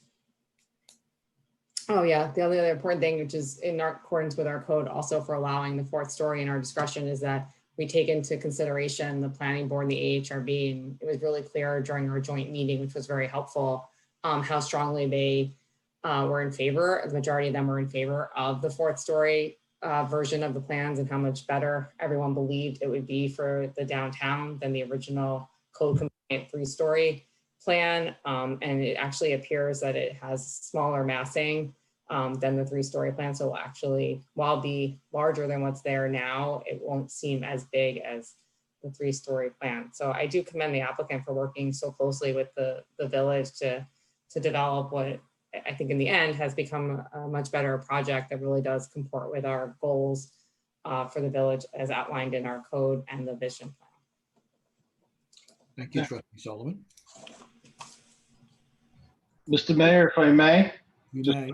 a brief, so I usually don't say much at this point in the process, just a thank you and a good night.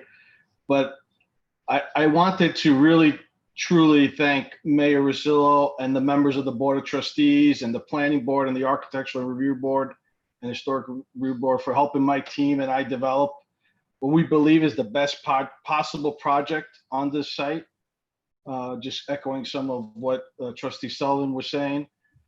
I thank you for the coordination between the 3 boards. I know a lot of other towns and villages always say they're going to do that, but actually don't.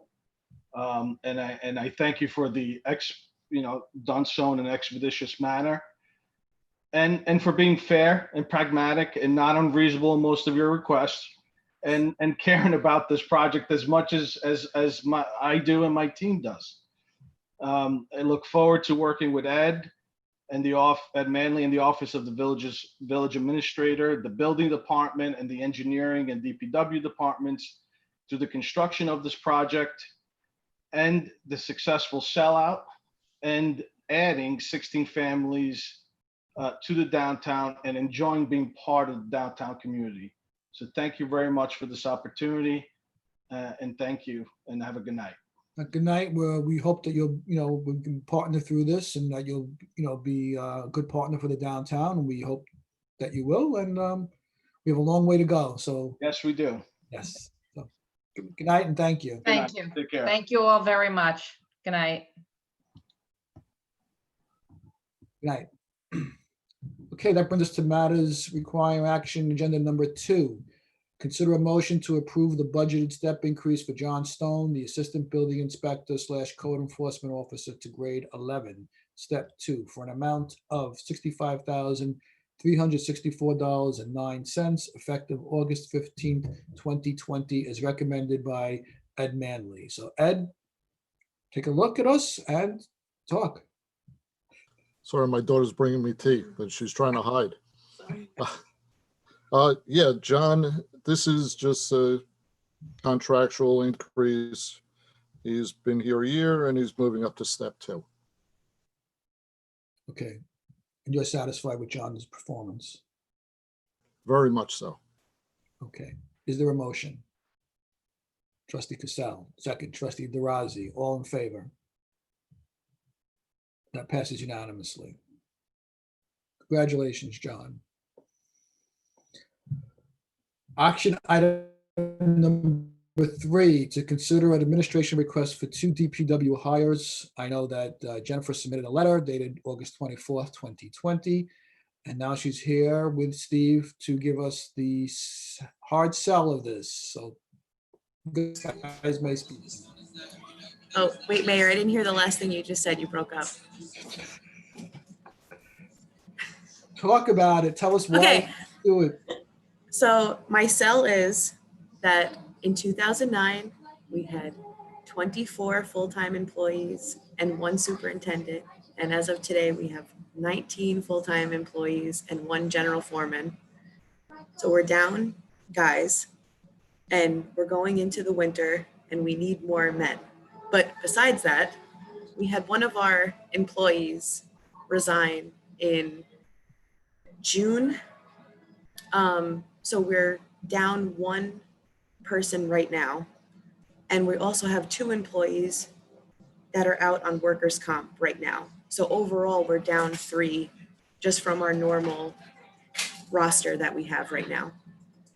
So what I'm going to say is, it's not that we want to hire these guys, it's that we have to hire these guys. We need the manpower to get through the winter. And I know in my memo, I said that most of their salaries and benefits are included under Richard's salary, who resigned in June. So we're only paying about $20,000 more for hiring 2 employees right now. Okay, Jeff, I turn to you because these are tough times for everybody. So you tell us what you think. Yeah, I think this is something that you should consider. We will be required to move some budget around, but I think we can handle that. And for next year as well? Correct. But yeah, it'll be included in the budget process. Okay. Steve, do you have anything you want to add?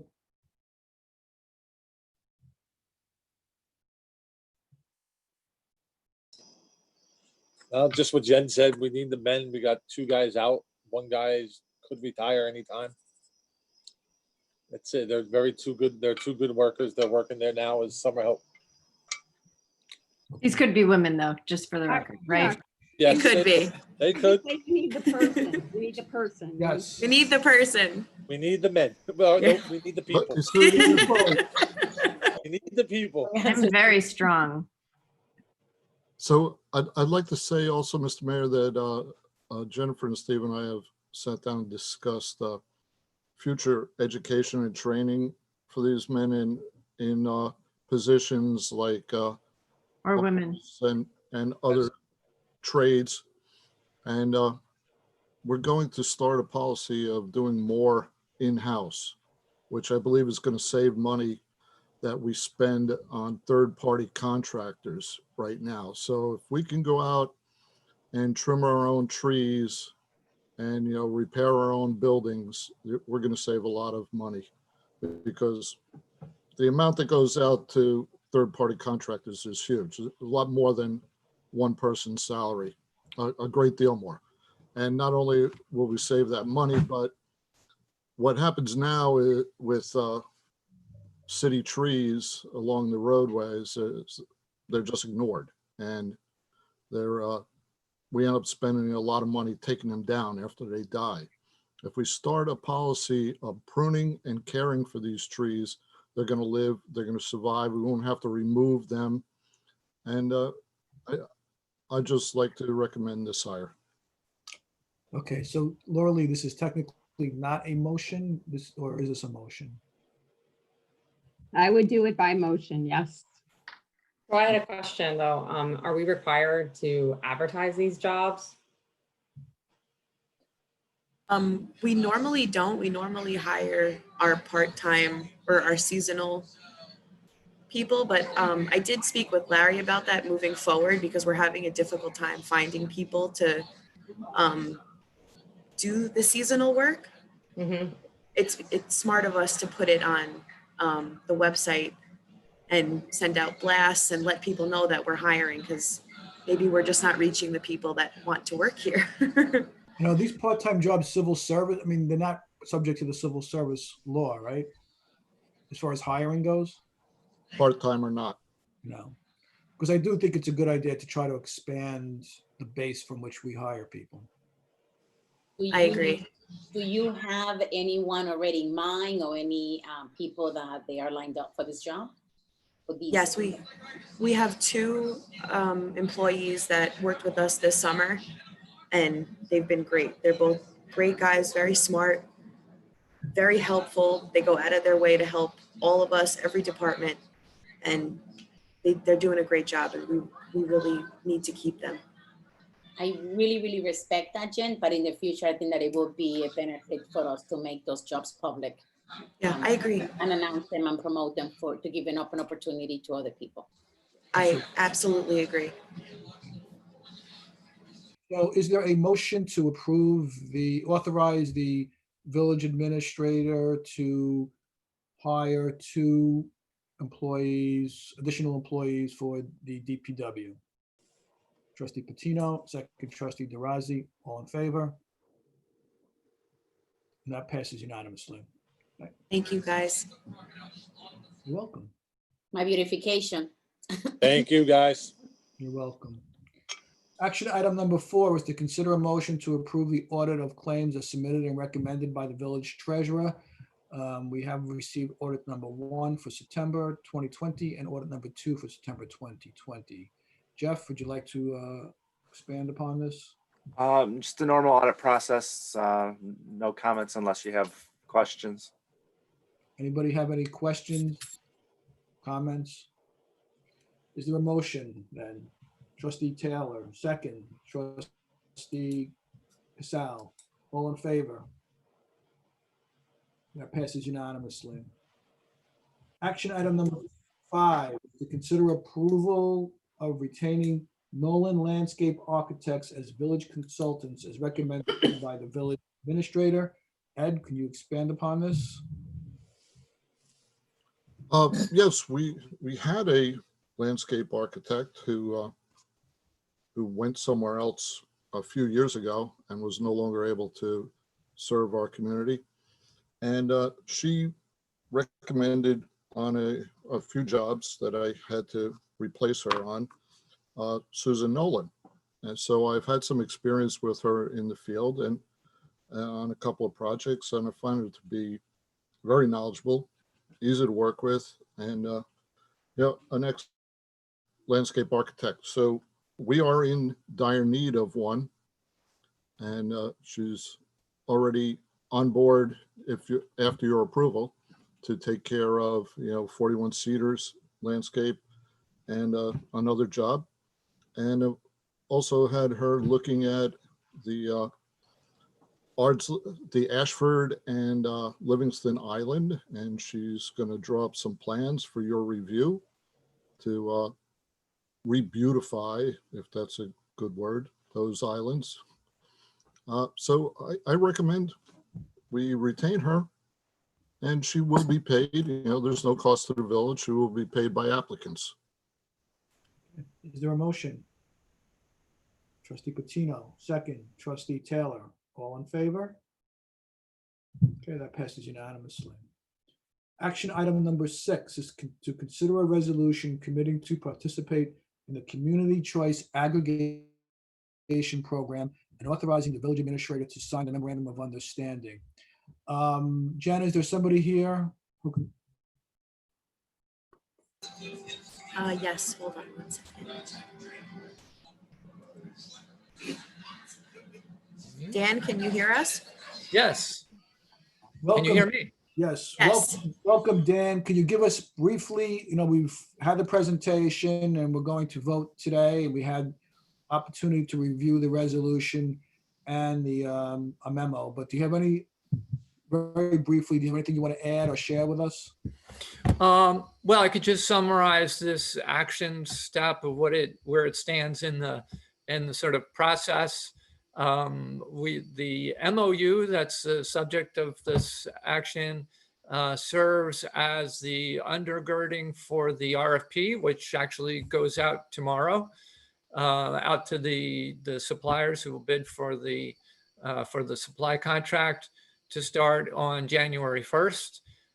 We packaged all those up together, and that serves as the assurance to the bidders that if they bring in a bid which is below the price not to exceed that we set in that MOU, that there will be an award and the contracts will be signed. So it's the mechanism, the trigger for getting to a contract and setting up the bid. And we have most of those in hand. We've got 4 meetings tonight, actually, to pick up the final ones. And my colleagues are all over the county virtually. And hopefully we'll get this all ready for tomorrow. Okay, and just to clarify, our option that we've chosen is the 100% renewable power option. Is that correct? Yeah, well, Dobbs has been with the renewable option since the very beginning. And in fact, today, everyone in the county is in that option, except for one in the Con Ed territory is in that renewable supply, with the exception of one municipality. Okay, thanks. So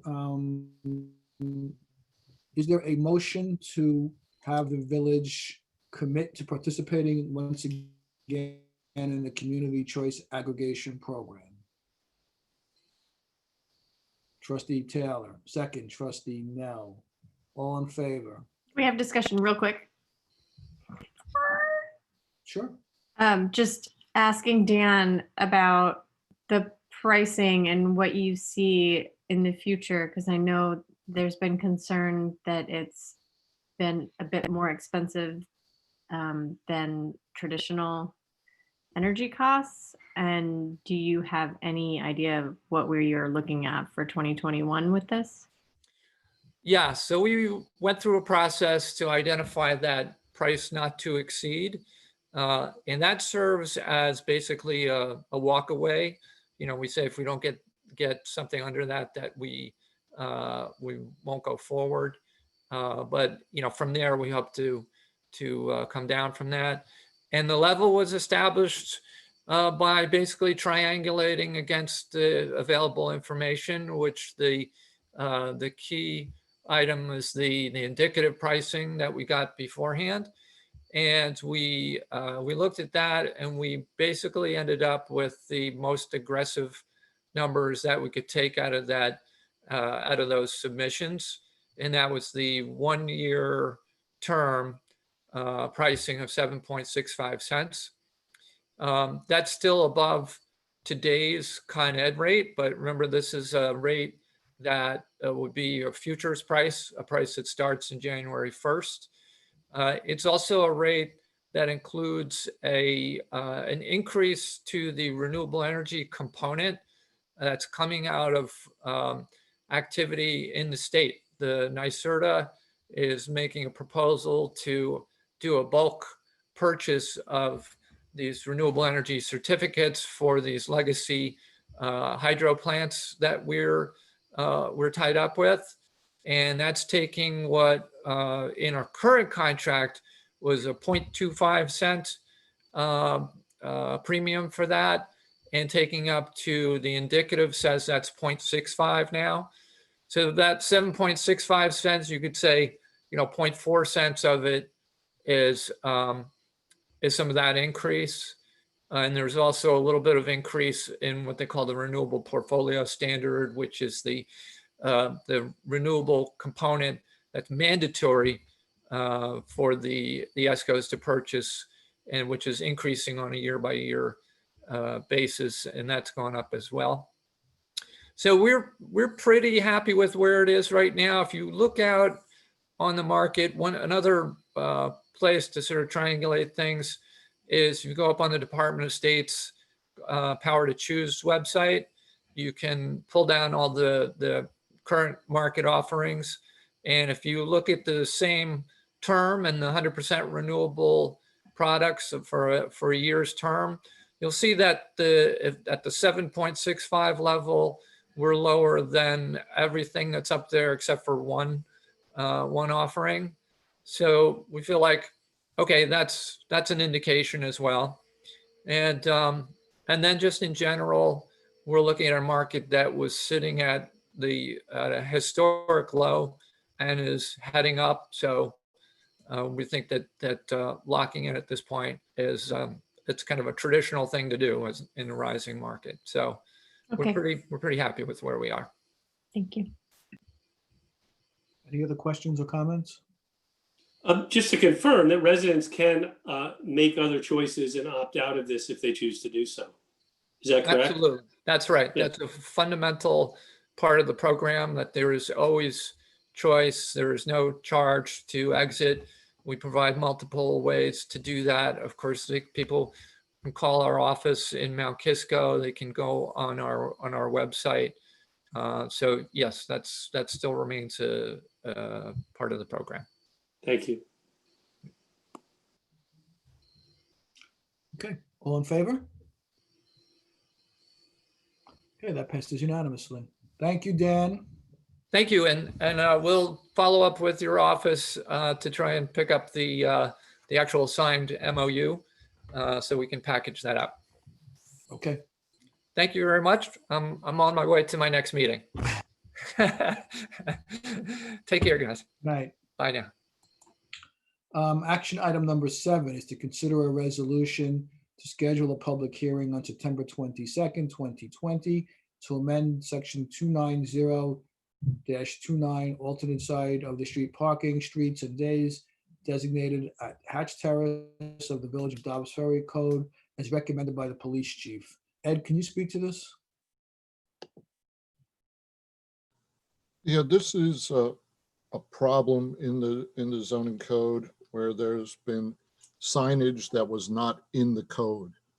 So Chief Guevara will present during the public hearing on the 22nd and explain that to you. But it's really just codifying what's existing on the street. Okay, so is there a motion to schedule a public hearing on September 22nd regarding this issue? Trustee Sullivan, second. Trustee DeRozzi, all in favor? That passes unanimously. Do you need a local law drafted? It will be an amendment to the zoning code. Oh, okay, so yeah, I'll reach out to Rick and we'll get, because that does, if it's an amendment to the zoning code, is it the zoning code that requires a referral actually to the county? So we'll make this happen. I'll work with To you. clarify, the village code, not in the zoning chapter, but it's in the streets and parking are listed in the village code. Then this is a type 2 and we should be good to go. But I'll work with Rick and you and we'll get something drafted for Liz to put in the public notice. Okay, action item number 8 is a discussion regarding the raised crosswalk at Ogden Avenue and Beacon Hill Drive. Ed, can you speak to this? I can. What happened was, Con Ed worked there and somehow neglected to put back what was existing, the raised crosswalks and speed bumps on Beacon. And then they patched the whole street and believed they were done and gave us a hard time when we picked up on the fact that they didn't do it right. So why we put it on this agenda was to actually reallocate funds to put it back ourselves. Since then, in Con Ed's effort to, could I say, apologize for their lack of response during Isaias, they were now willing to come back and replace all of these traffic slowing implements and at cost to them. So really, it's the traffic committee has asked for them to be put back. There's really no discussion necessary. We could just agree to let Con Ed put them back and drop this from the agenda, or you could make an opinion. I would just like to make some comments. First of all, I want to thank Jen for all the work she did with Con Ed to bully them into putting the crosswalk back. And I just want to point out, as the traffic committee did mention, this was part of the Rivertown Square site plan mitigation, traffic mitigation. And it has to go back. It's part of an integral design that was specific for that area and for protecting the Springhurst stairs. So. Correct. This is a part of the site plan approval that was previously voted on by the Board of Trustees in order to have Rivertown Square pass. So this is, a much bigger issue, part of a whole chain, as Rob Barron pointed out, for the site plan. So, okay. So if it was removed, it would have needed your vote, but as it is going back as part of the approved site plan, it does not. Thank you. Matt, agenda item number 9 is a request from 27 Main Street for a waiver of a $10,000 rec fee for additional dwelling unit. I know we have received letters and attachments dated August 14th, 2020 from the applicant. Maybe Ed or Laura Lee, you could fill us in the background. I could do that. So when the current owner bought this property that was, I believe, abandoned and in a state of disrepair, they submitted for a building permit application, which was approved. The building had a CO when it was previously used for 6 dwelling units. The current owner took out a building permit to totally gut it, renovate it, and create 4 dwelling units and 2 retail units. One of which retail units was 2 stories. So the application now is to remove the lower floor, the staircase to the lower floor of the 1 retail unit and convert it to another dwelling unit. So according to Dobbs Ferry Code, I told the applicant that there would be a $10,000 rec fee for an additional dwelling unit. They disagreed with that determination and wanted to know what they could do about it. And I said, well, you can go to the Zoning Board of Appeals to appeal my interpretation of the code. They did so, and the zoning board found no reason to overturn my decision or interpretation of the code. But they saw some sort of reason that the applicant could come to the Board of Trustees to request a waiver from you, because it is a Board of Trustee action and law that created this process. So they're asking you for a waiver of the $10,000 recreation fee, and maybe Laura Lee could fill in anything I've missed. Sure. Since this was an act of the legislature, a prior board, to add this as a fee, and you establish the fee amount, the only authority to alter that fee amount would be a waiver from you folks for all or a portion of that fee, whatever you would feel would be equitable. And based upon the description, there were many more dwelling units there at one point. I think it was before the inception of this law, which established this fee if you increase by building permit a residential dwelling. Routinely, this fee is collected as a part of the site plan and subdivision approval if you're creating you're creating lots and you're creating dwelling units as part of the subdivision approval. But in this case, it's specifically in the law as a fee to be collected if you're creating a new residential unit. So their argument is at one point there were 8, now there's 4, they're adding 1 more, that's 5, that's 5 is less than 8. And so it would be in your purview to look at the impacts that this additional unit may or may not have on your need for recreation facilities. So that's where it is. That's what's before you. And, you're welcome to discuss that as far as you need to, or ask questions as to what happened. The zoning board took no formal action on this. They felt it was outside of the scope of their authority, and they have sent it to you, and the applicant has prepared this defense, which is now before you. Just to be clear, have any rec fees been paid on any of these apartments? No. So there were never, the applicant claims there were 8 when they bought it, but there was never a CO for 8. There was a CO for 6. So what Mr. Cook gave them was a waiver on the 4 because they already had 6 existing. So they were essentially grandfathered in. And that's what we do. That's what we just did tonight with 41. They had 3 existing. They were tearing it down and building 16. So they only paid for 13 of them. The point being, they got that waiver when they went from 6 to 4 and 2 retail. Now they're looking for a grandfather from a CO that's gone.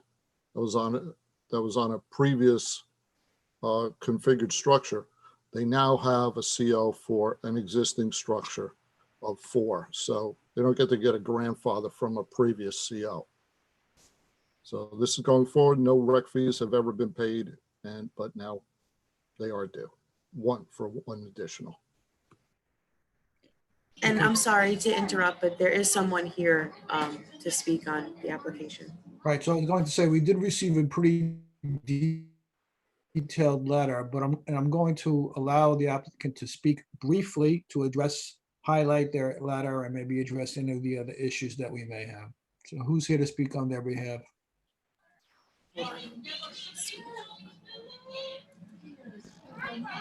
Cyrus, can you hear us? Yes, this is Cyrus and Roya here, 27 Main Street. Good evening. Go ahead, Cyrus. Yeah, so I did have a presentation ready, but to keep this as brief as possible, we just think that that with the recreational fee, the essence of the law is really to decrease the congestion in the area. Mr. Manley is adamant that there was 6 units. We have the plans, and you can go back into the records that show what the existing condition of the house was back in 2010, and there were 8 units, 8 dwelling units. We've reduced that. We've reduced the congestion. We've opened up green space in the back of the house. The most costly and congested recreational event, which is the 4th of July's fireworks, can be viewed and is regularly viewed by our residents from the balconies. And really, I think that we have done a good job of reducing congestion. And the section 127-6E subset 4, it really doesn't address the change of use. And this is where the recreational fee was legislated. It doesn't really it doesn't address the change of use of the existing building. It only mentions rebuilding, new developments, where big developers come in. This is just our family. The 1 unit, and I'm not sure if you guys were able to review any of the documents and the letters that we had sent in, but it's really just for our family. We're trying to create 1 more space, and obviously the use of our commercial space has been greatly reduced. So again, we appreciate anything that the board can do to help our situation. So does anybody on the board have any questions or comments for the applicant? Yes, trustee now. How large is the fifth unit that's being added? I don't have the exact square footage. How many bedrooms? It's one bedroom. And Ed, is that $10,000 fee a flat rate depending, it doesn't matter how large? Yes, flat rate. Has it ever been waived by the board before? Not to my knowledge. See, that's my concern. That's my concern is the legality of waiving it and the precedent of waiving something like this, because the C of O does say 4. Nothing has been paid on this. I mean, I understand the applicant's situation, but I think we need to look at this as code, as precedent, and it is adding another unit down there. And as far as recreation space, it's not just watching the 4th of July, it's the pool, it's the parks, it's the recreation programs, etc. So just being able to watch the 4th of July there, I don't think would warrant waiving it. Well, again, in 2004, the recreational fees were $4,000 to $5,000. Even if you were to give us some credit on the previous recreational fees that were You didn't pay those fees. Again, but we did reduce the number of units in the building. From 8 to 4. Okay, so do I take a motion on this, Lorley, to do a waiver? Well, they're requesting a waiver and it's fact specific. So it would be precedent only for a similar set of these facts. So you have the facts in front of you and you have the ability to waive all or part or none. If someone wants to bring a motion forward with an opinion one way or the other, you can have discussion. If that motion fails, then someone else can try again. But you have the ability to waive all or some or none. Right, but I don't. Based upon the facts, the equity of the facts. But And what's your opinion on it? Did you ask me? Yeah. I don't like setting precedents. That's my opinion. So is there? I mean, this is, I'm sorry, well, this is fact specific. It's essentially a request to take into account prior use to avoid current fees that would already be due. And if you start opening that Pandora's box, I don't know where that eventually goes. Somebody says this building used to be something, so we shouldn't have to pay these fees. I'm sympathetic to the situation, but I have the same concerns as Donna and Ed about setting precedent.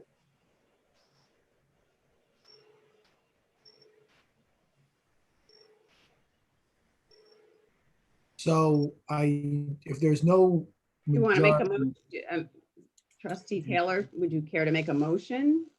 If there are no other questions or comments from the board, certainly.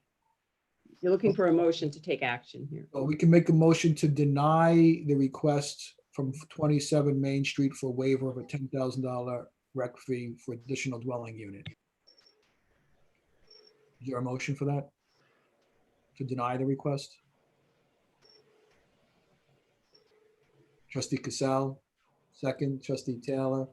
I think we should discuss the fact that maybe the rec fee should in the future have a little bit more, like 10,000 flat rate for like a 4-bedroom unit versus a 1-bedroom unit doesn't necessarily seem ideal for the future. That's not anything about right now, but that's part of my thinking is $10,000 flat rate is not great. And if there were a time to set a precedent for a different rate, I don't know, this could be it, but I think that would take a much more involved investigation to determine what would be a proper rate for a 1-bedroom versus a 4-bedroom. because it's just, I mean, I feel like if someone's trying to add a 1-bedroom unit downtown and we're trying to add affordable units, then we wouldn't want to discourage them with a large rec fee to do so if it's going to be a small unit. And thinking of it in those terms, that's my concern. Yeah, I think that's a very good point. Something we should definitely look at in the future. I think that's a very good point. But again, the idea of waiving something because the last C of O had something else, could that be precedent for something other than just rec fees when it comes to renovating a building? I don't know.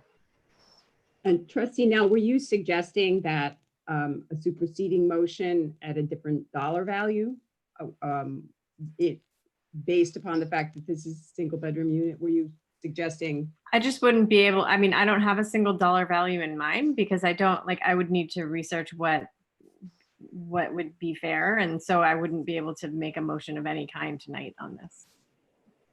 In that, like, if it was just approve or deny, I'd love the opportunity to look into how this could be lower if it's if it's a 1-bedroom small unit.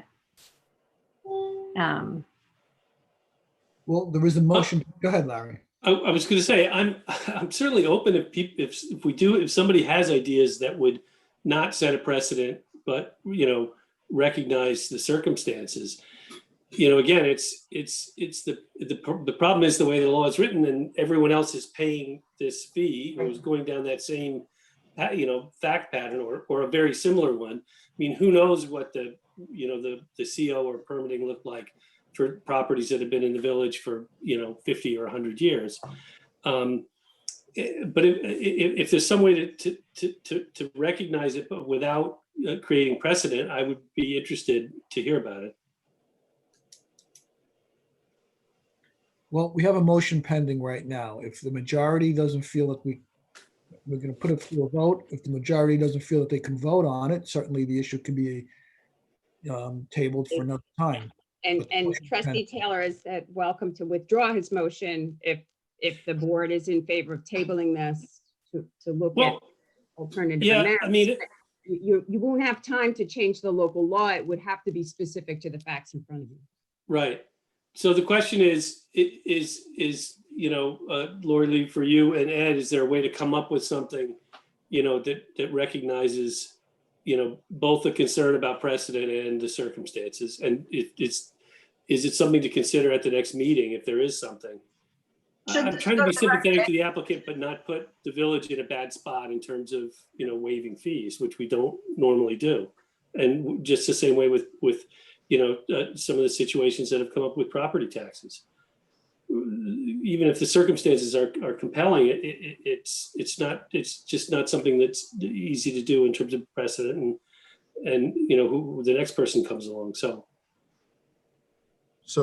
if somebody on the Board of Trustees wanted to come up with a new model of the rec fee law and grade it on number of bedrooms, or you could send it down to the planning board for them to come up with a different model.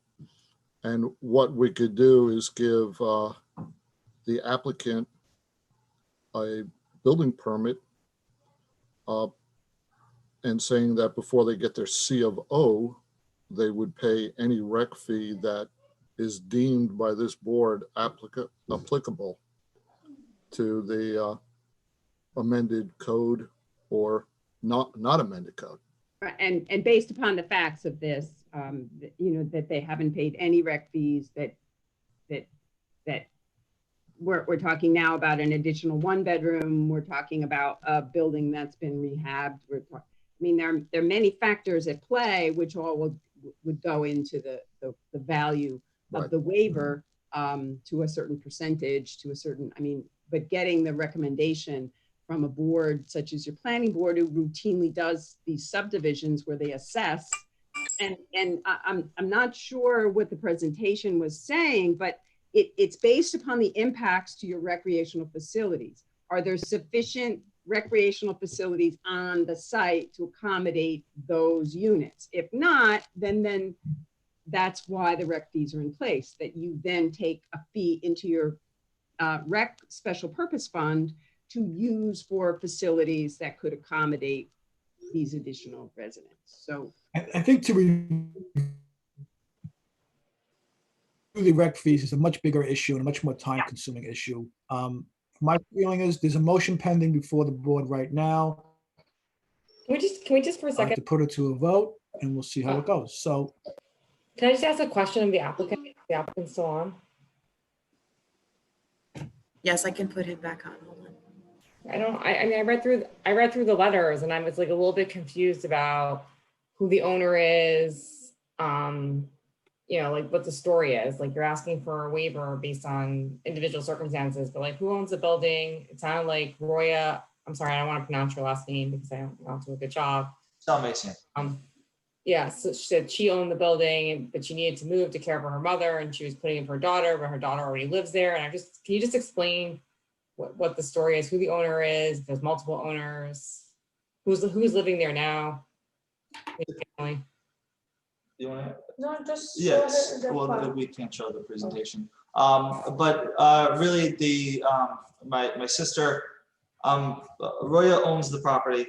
Her son, my sister lives upstairs in the 2-bedroom. The plan would be for my sister to move downstairs in the 1-bedroom, and my mother and my grandmother would move to the 2nd floor in the 2-bedroom upstairs. Roya is your mother? Correct. She has the Royal Construction Services, and I have the Integral Engineering Services, and we both operate this commercial space. So you're keeping one space commercial that you operate a business out of? Correct, yeah. The one business has 2 stories. The idea is to keep the retail spaces, the 2 existing retail spaces at 1 level each and convert the 2nd level to residential space. So it would still be, the ground floor would still be 2 retail spaces, Correct. but you only have 2 retail spaces now. I'm even more confused. So one retail space is 2 stories. So you go on the left is one store, on the right is 1 store, but the store on the right has a staircase down to a basement level that is also part of that retail space. They're going to remove the staircase down and put it in an apartment and enter from the back balconies into that apartment. For the basement? Yes. No, there would be access from the hallway. Okay. But not from the retail space anymore. Correct. okay, the motion is pending. So any further discussion? I guess if it's a sense of the board that we should, see if there's a way to work this out, that's not going to cause precedent, I'm willing to withdraw the motion.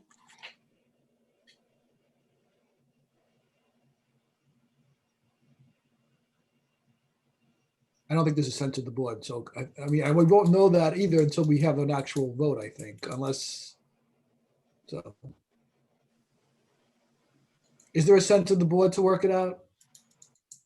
I'd like to work it out. Anybody else? No, I'd like to. Again, my issue, I guess, I'm totally sympathetic to the situation. I really am. But it's the idea of precedent and legality. Yes, this is all one family right now, which is I mean, it's great that this family is living together and taking care of each other. But 10 years from now, if the building is sold, I don't know if we can legislate for a specific situation. But it wouldn't be. It would be what Ed described. No, it would be where they have to pay whatever the rec fee is when we decide what the rec fee is.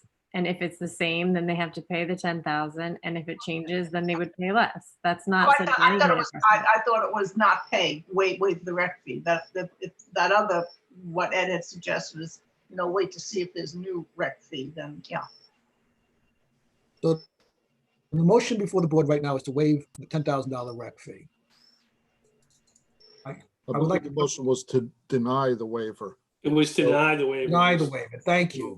If Larry would like to withdraw his second of Donna's motion, and somebody just word a new motion saying that we make a motion to send suggestion down to the planning board to look at the rec fees and maybe tier them by bedroom and allow the building department to issue a building permit to 27 Main Street with the condition that they pay whatever the rec fee is determined to be by the planning board and the board of trustees before they get a CO to occupy that new dwelling.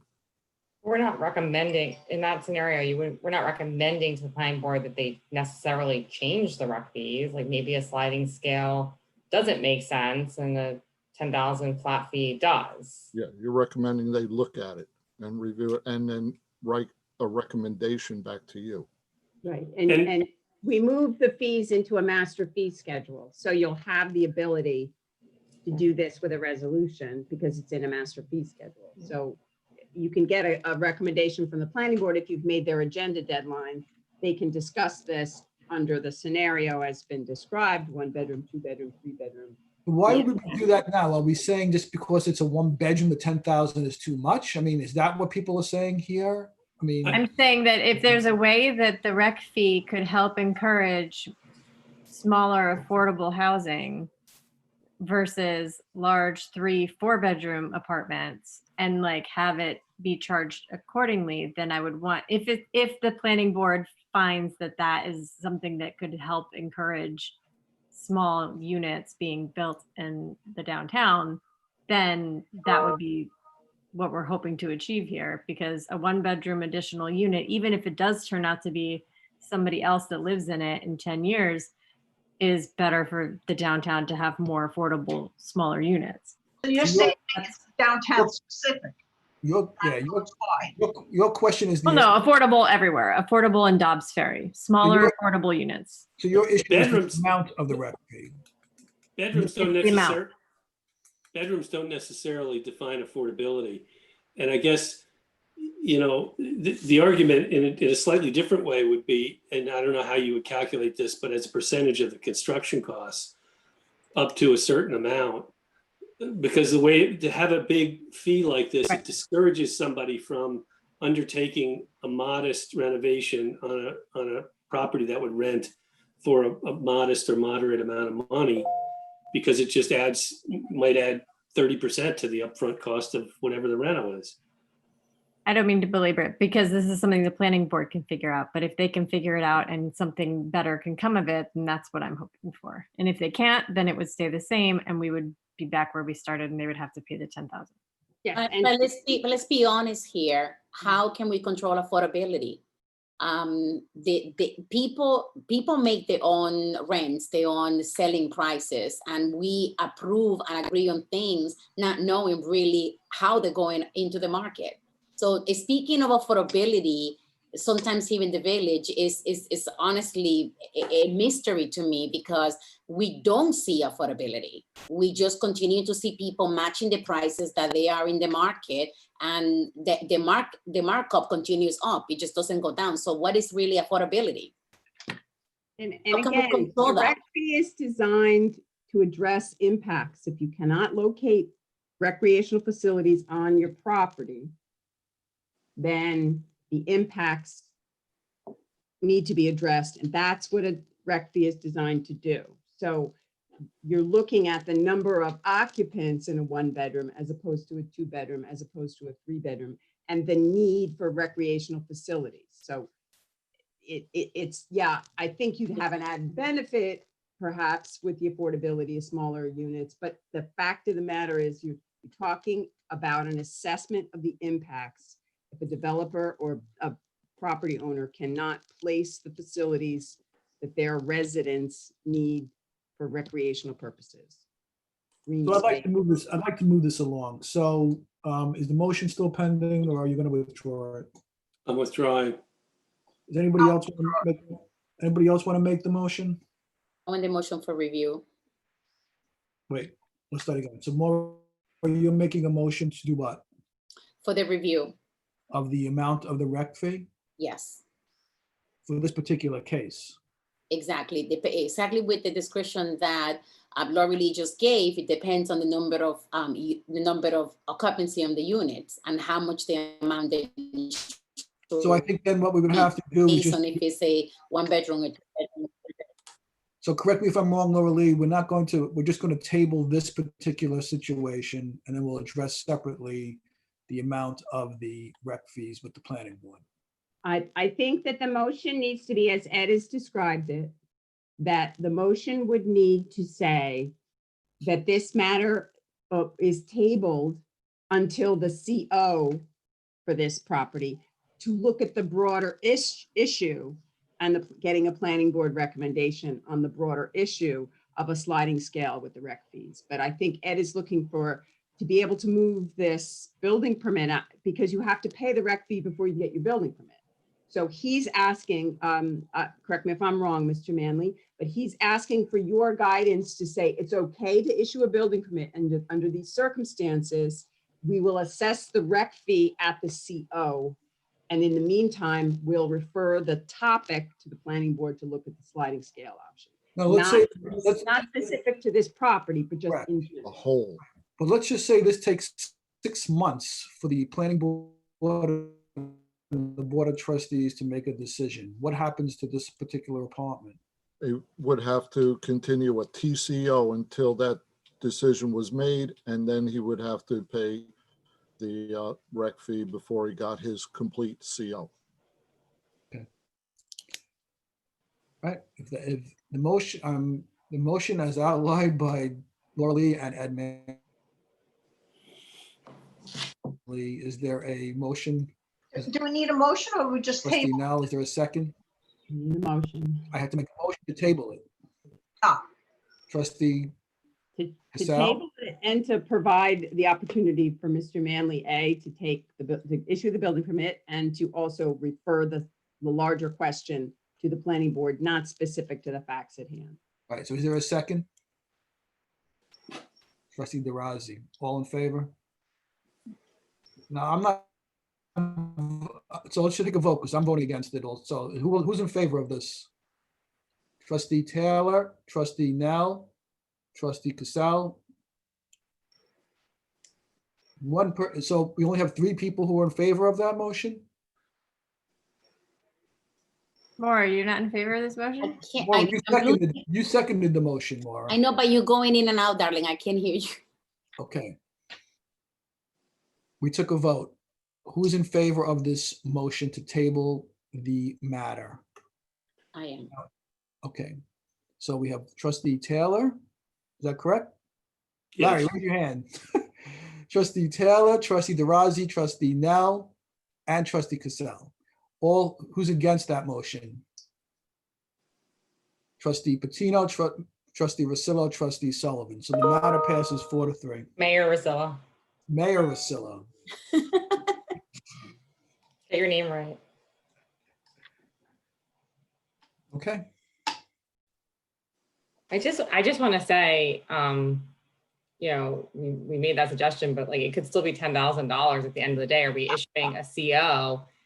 And I think that the applicant has to be in agreement that at the end of the day, he might have to pay $10,000. And if he's not, then we shouldn't be issuing the permit.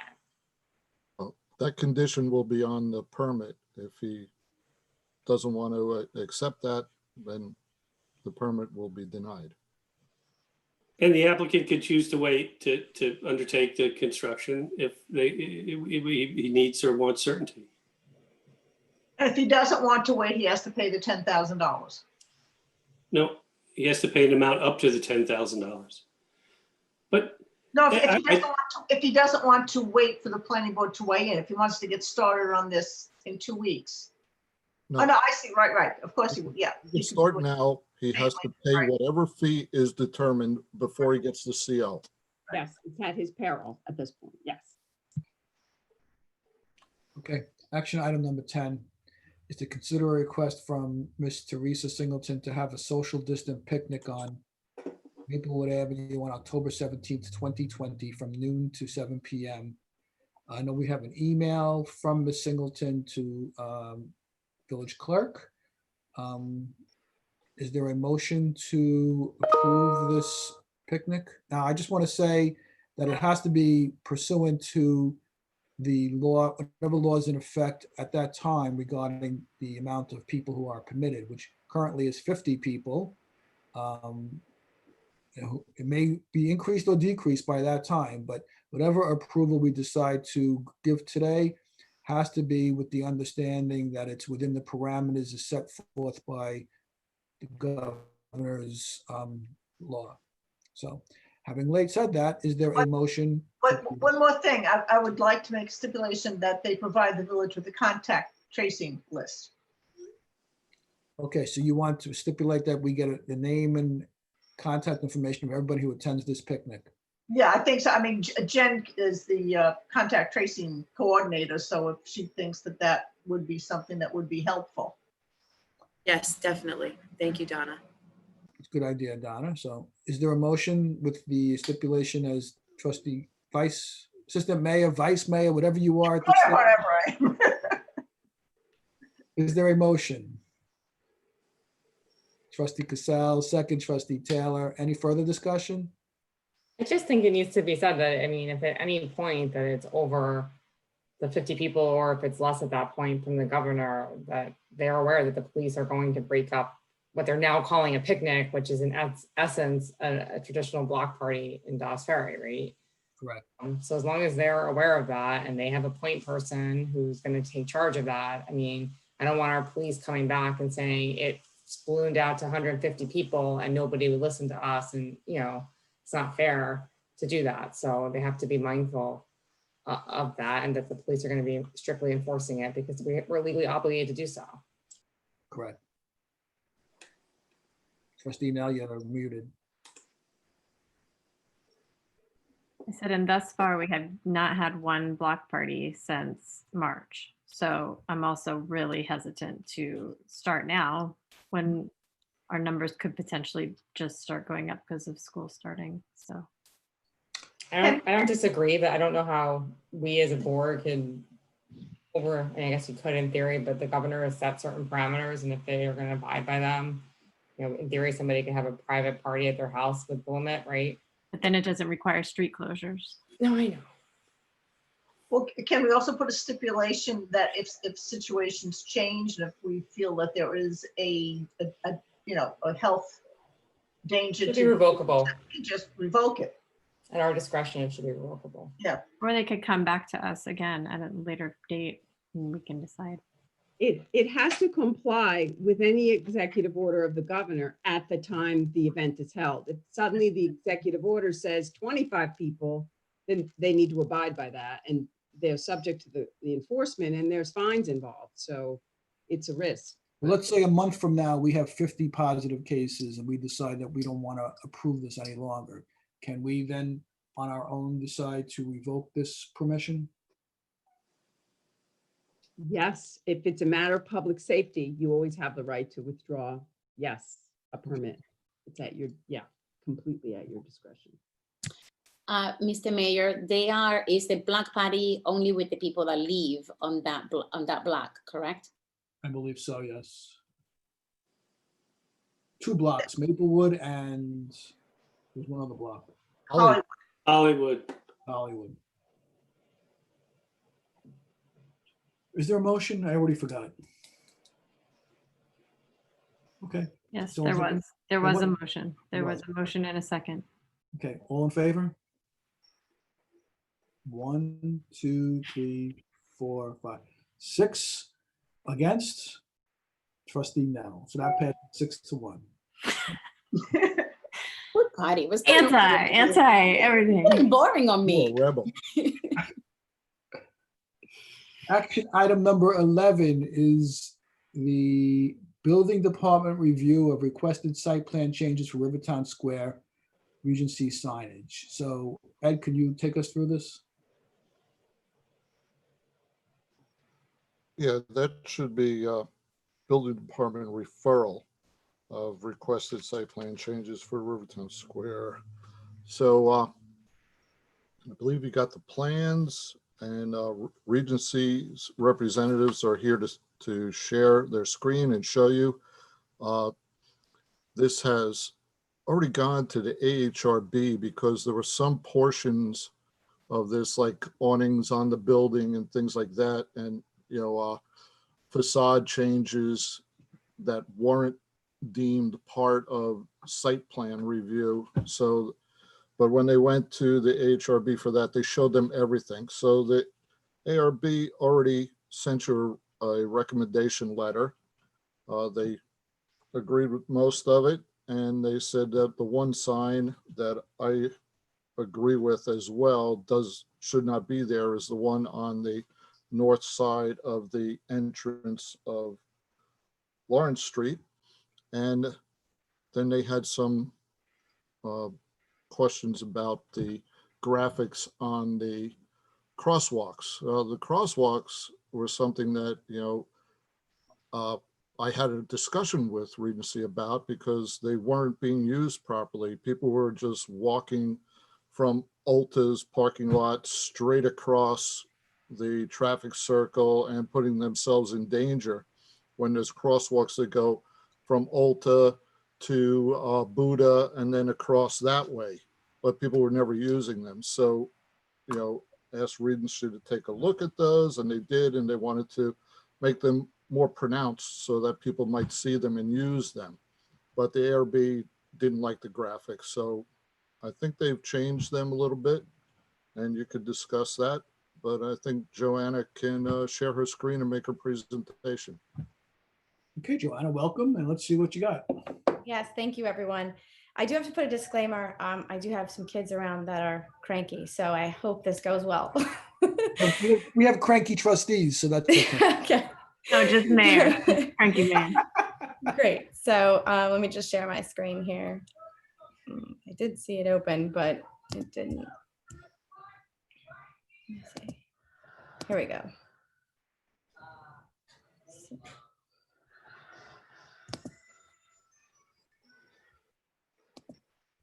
Okay, so what I have up here is something that you guys were sent a hard copy of, but I'm going to show a clearer version. So I know this is the pages you're going to see in your hands, but I'm going to pull up something not as grainy. Let's go back here. Oh, it's got to be. I'll start with here. So the highlighted areas is what we're going to start with. This is the proposed crosswalk that Ed was just discussing. And then we also have signage here, which is in front of Chauncey Square's existing pylon sign. And then lastly, we'll come over here with the existing sign to be replaced and relocated. And those are the only affected right of ways. So I'll jump right into. Joanna, yes. What about the sign in front of the wall of the Ulta parking lot on the south side of the entrance from Lawrence? Isn't that changing? So this one? Yes, that. Yeah, so that, happy to go over it. I thought it wasn't on village property or on any right of ways, so that's why I didn't address it here. If it's on your property or ours, it's a site plan change. Oh, okay. Oh, I have that up. I don't have it highlighted, but I do have the full package here that we can go through. But I could let me start with at least this sign. So this is the one that I think everyone is in opposition with because it might conflict with this sign. And, we're happy to try and work with Chauncey, but, the New York Sports Club, if you're not aware, filed bankruptcy. They haven't reopened. I don't know the status of that. And I'm not sure if they want to spend any additional money changing that sign. We do believe this directional sign is something we would like to include. It's important to make people turn right, especially with moms. Opening, we need people to turn that way. It's easier for them. Moms is not requiring it, but it's something that we said we'd push for. So, let us know your thoughts on this sign particularly, but this is one that we really hope to get approved.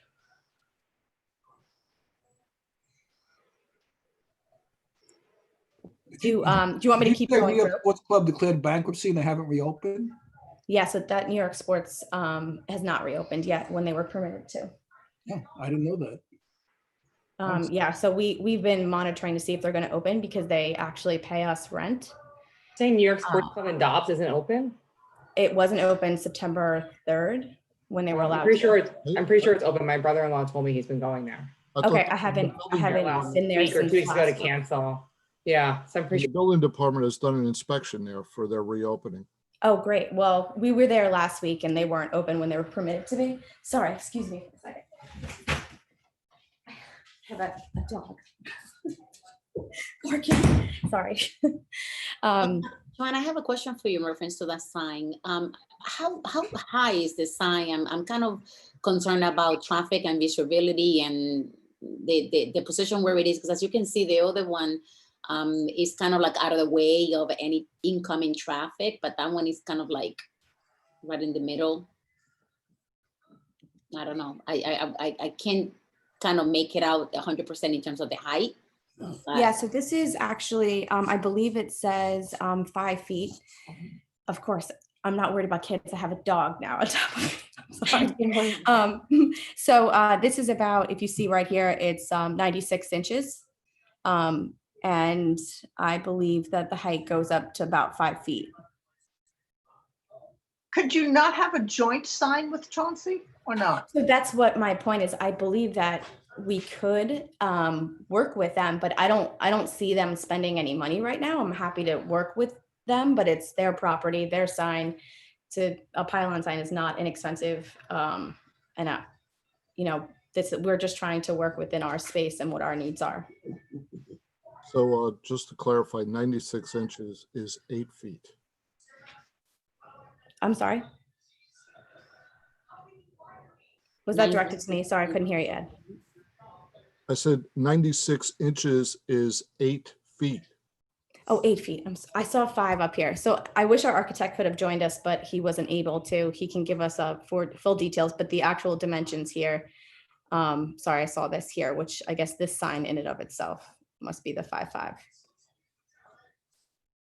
Yeah, that dimension is inches for the letters. So if you look on the side, the overall height of the sign is 96 inches equals 8 feet. Got it. It would be ideal that the sign would be where the other one is. But visually, I know why it's in the direction that it is, but it just completely looks awkward and out of place there. Understood. There isn't any space. Sorry, go ahead. I had negative comments from the beginning on that sign, and the AHRB did also. And, maybe the planning board would like to look at an alternate location for that sign. Our thought was, if this is, because we think this is one that is causing the most opposition, can we remove this from everything else and just have a separate application and discussion with regards to this specific sign? Certainly could take that Okay, up. so if you're okay with it, we can pull this back, and I think it needs further review with the adjacent owner. I'm happy to reach out and see if there's some bigger picture pylon that we can do here. But if we can move on to the others and just remove this specific sign and at a later date come back, that would be helpful. Yes, that's fine. Okay, great. Okay, so now I'm going to move us on to this next sign here.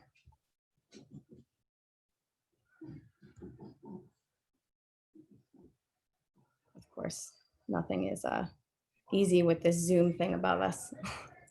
And usually our architect is going through this, so forgive me technical difficulties. Here we go. So this is one more.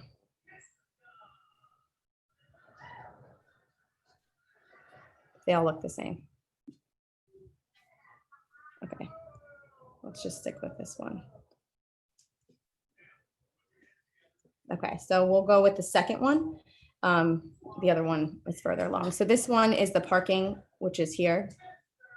So at this entrance here, we have a parking sign here, a new directional sign that we would like to include as a part. I don't know if you could see our faces are covering on mine, but it's identified here, which is a part of the right of way. So are we looking at an 8-foot sign on the ground plus a sign on the top there? Is that what we're looking at, both of those? Yeah, so this one is as you come to the roundabout and you go right, and it's the second sign that's shown here. So it's right here. So we were looking here, and then you drive in and there's another parking to get you to go here and to tell you who's behind here. Is the one with the businesses' names already there and you're just asking to So add? that is something that is not set in stone. These are to be discussed with tenants. But we would ideally like to try and get more visibility for Lombardo's back here, Mom's below, and anyone else. These are not set in stone as to who's going to be on it. Oh, no, I just meant with, does that sign exist there now, or that you're asking to add that sign and the park sign? Yes. Well, I don't think, I don't know if this one actually affects anything, but this is definitely a part of our submission for the AHRB. Do these have lights or it is just signage? I believe these are backward lit. The details and specs, I do have that I can go through the details, but they're in the package. I'm not as familiar. Again, I apologize. Our architect wasn't. They are lit. The letter cutouts are lit at night. Can I make a recommendation? Can we go through this quickly and just look at the two items that the AHRB objected to? Because I think if this has been just directed to the rest of the board, if this has been scrutinized by the AHRB, who have a big picture of the signage, here, because this is signage is a sort of constant update at this property, and it's always looked at, and it's looked at in context. And so I just feel that if we're all of us should be, if there's some objection between those two signs, about two particular signs, maybe we look at those and then move it along, so we're not kind of revisiting all this from the beginning. Yeah, that appreciate Right, so she's just asked to remove the one objectionable sign from this application. So then the other thing was the graphic of the crosswalk, and I believe they've changed it, right, Joanna? Yeah, so what we have here is originally you have just stamped concrete that kind of goes along here, and we just believe you can't really see it. People aren't using it, to your point, Ed. And we wanted to have a graphic there, but everybody thought it was too cartoon-like and wasn't something that they thought attracted the right attention. So we're suggesting here just a generic stripe. We're happy to try and revisit that if it's something that you're open to doing a graphic, but we really believe for safety that we should, while we're doing work and painting, highlight that area.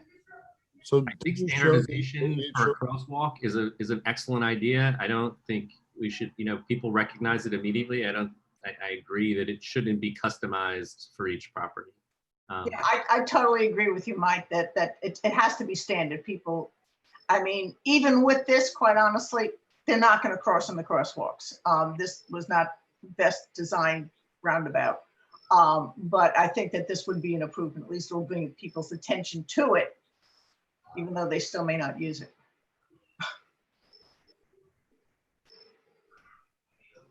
Great. Well, those are the two items. It's just the signage that was here that we discussed, which we're happy to remove, and we can discuss at a later date when we're able to work with Chauncey Square and do something in conjunction with them if that occurs. Otherwise, the other items are pretty much no objection from our previous meetings.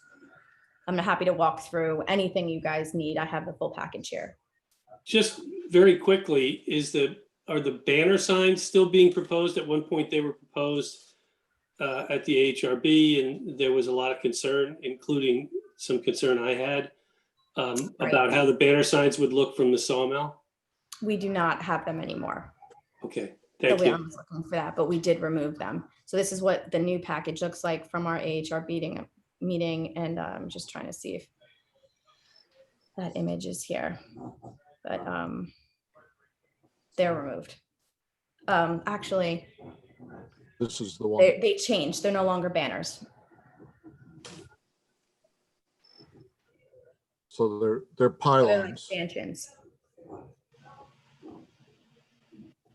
Can you go back one? Sure. So this is what we're looking at tonight. This sign here, right? Yes. And there's another one over here. I'm happy to walk through the rest of them. Here's the other one, which currently there's nothing there now.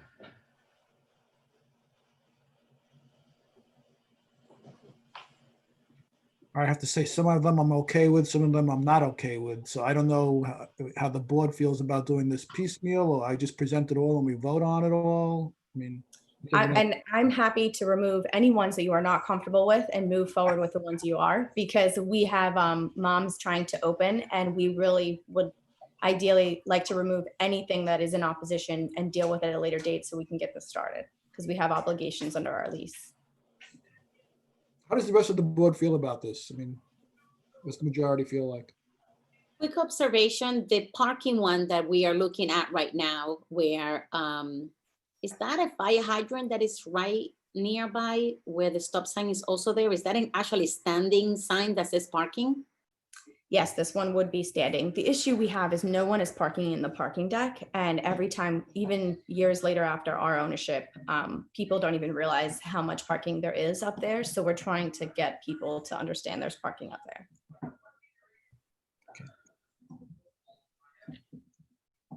So these signs were the ones that the AHRB was okay with? Yeah, just the Just crosswalk. the and the Chauncey front one sign. and the crosswalk?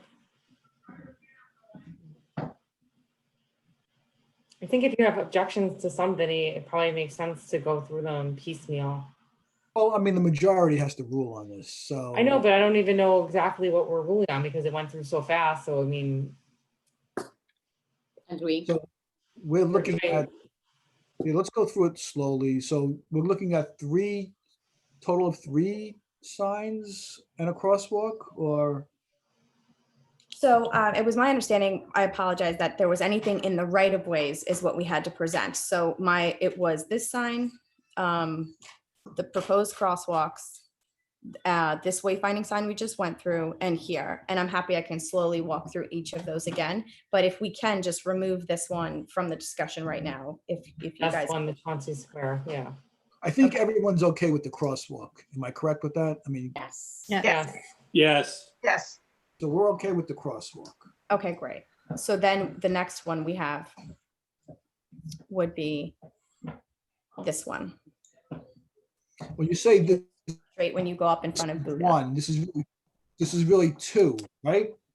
Right, You're we're talking about the sign removing near Buddha and the parking sign near the fire hydrant, right? Right. Okay, so there are two there, and the AHRB approved both of those, right? moved it on to your purview. So how does the majority feel about these two? I trust the AHRB to have looked at this. Okay, everybody else? Fine by me. Laura? I'm a little bit confused about what I'm seeing. I'm seeing a lot of traffic directional signs, and then I see this park sign in there. There's too much stuff going on at the same time. So the reason, I apologize, it's very busy, is because we were trying to give the perspective of, if you look to your right from this sign, it would look here. So right about here is where this sign is. So it's just to kind of give you perspective on the same page. Oh, so she's standing in the same spot in both pictures? I don't think so. I think she's Oh. actually, if you would place her across here. So this is kind of the crosswalk to here. So it goes like this. This is your crosswalk. And then if you were to stand on the other side of this crosswalk here, would be this. Because this building is this building. Okay.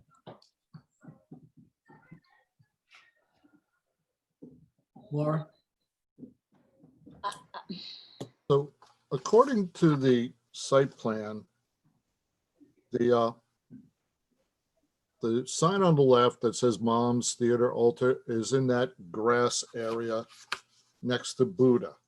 The parking sign is actually across the crosswalk at the corner in front of where the ice cream store used to be. Right here. Yep. Right. So it's totally on the other side of that exit from the parking lot. It's on that islandish right there, right? Can you just show us on the site plan, please? Sure. So it's right here. So Can this you- is where can you that zoom sign in on is. that? Can we look That at sign, the it in a little original one, more detail? and then this is the parking sign. You know what was confusing? That in one of the previous pictures that you show, it shows like on the building of the Buddha. It shows as if it was on the wall. That was that's another, actually the next that's the one. other So one that- further down the That's street. this one. That's the one further down here. Okay, Right. that makes sense. Would you like me to pan back here? If that is in the island, I'm okay with that. I thought that it was on the sidewalk with the visual that I had previously. If it's on the island, I think that that sign is fine. Okay, Donna, what do It's you on think? this, it's on the sidewalk where it hammerheads out at the end. So the sidewalk is cut in for parking and then extends very deep at the end there. And that's where it is. It's not on the island.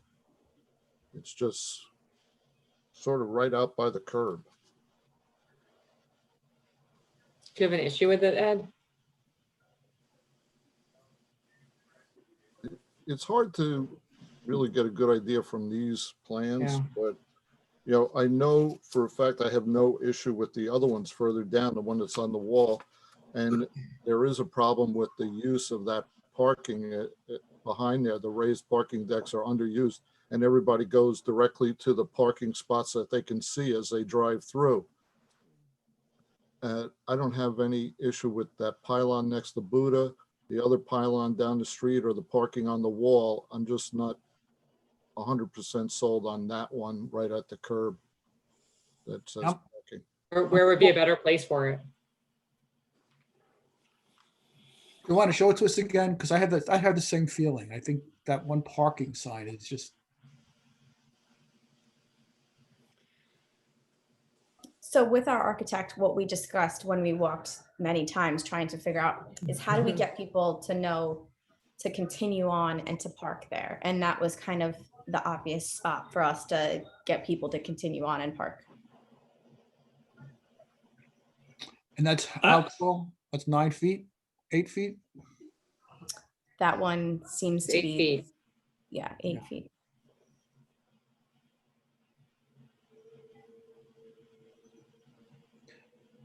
Well,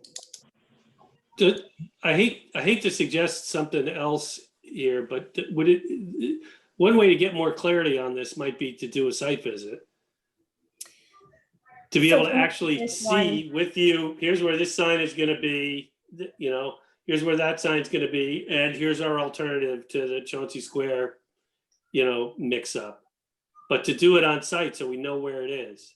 Yeah, we just did this with AHRB, so we are definitely happy to walk you guys through. And if we can put this in conjunction with the front Chauncey Square sign, that would be great. And if you're saying that you're okay with the pylon here in the grass, maybe we can remove that. so you walked the site with the AHRB? Yes, so we did that after our third meeting. All right. Can you show us the other sign again, just one more time, the banner type thing? Yeah. Okay, So you can't see it here, but that sign would essentially sit right here. got it. So I can leave my marker there.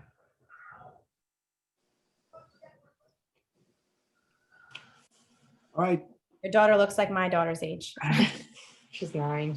She always That's pops how old mine is. up. Yeah. So we can either vote on this or do a site visit. What's the majority feeling? Yeah, I think we should do a site visit.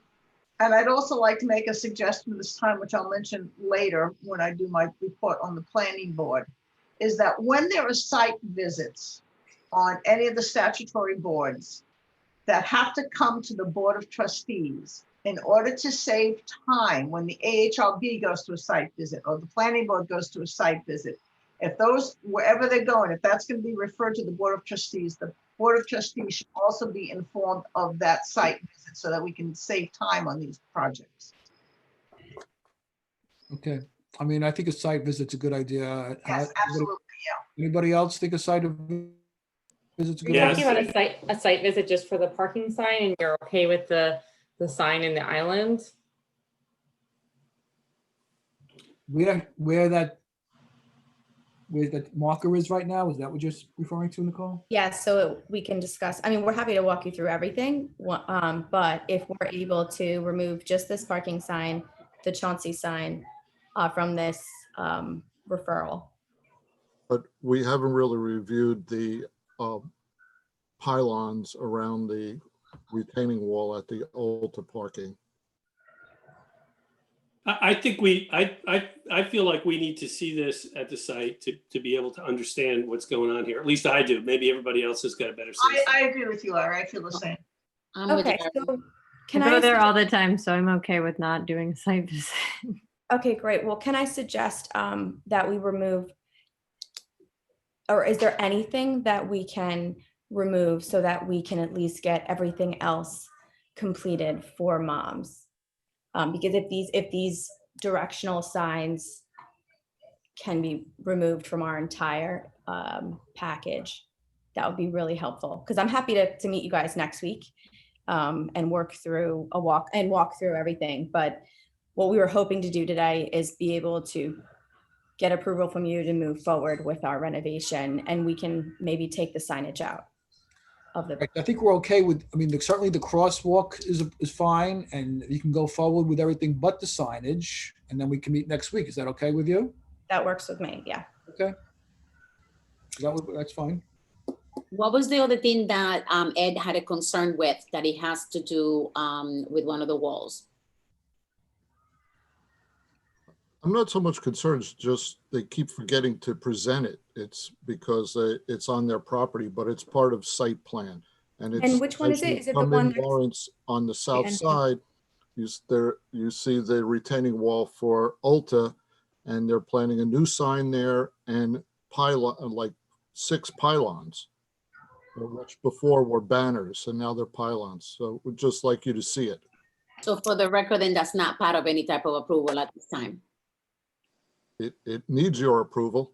I think it needs it because it's part of the site plan and they're changing the site plan, so it needs us to approve it. It's not, is it this one or is it the one on the front entrance? I think Front entrance from Lawrence off the Parkway on the south side. Okay.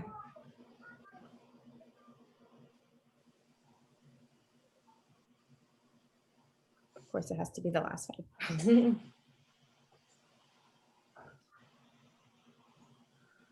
This one? That one. That's it.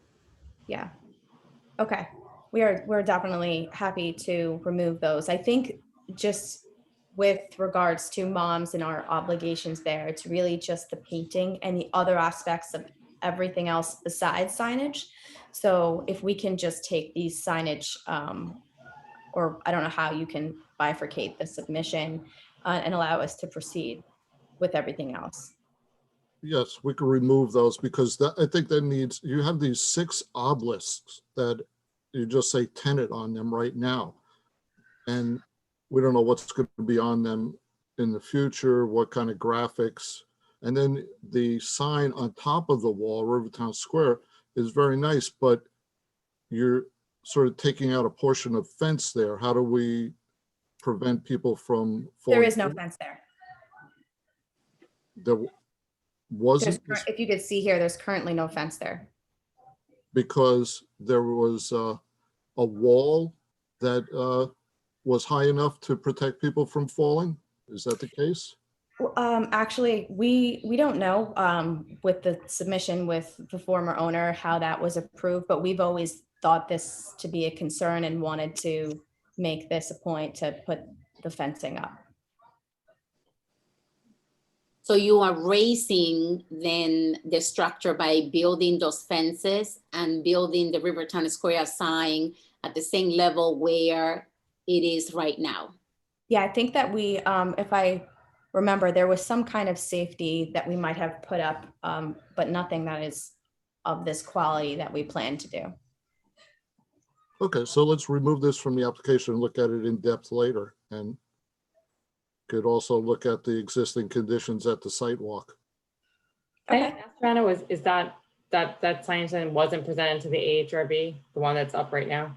Yeah, we actually removed previously, and this was approved subject to your review, but we previously had tenants' name here and everyone thought it was duplicative with the sign. So we actually removed the names and just put tenant because we weren't sure who we were putting where. We just put placeholder names. So that's why it says tenant instead of who was there. But they approved everything that you see and with 3 meetings and several comments.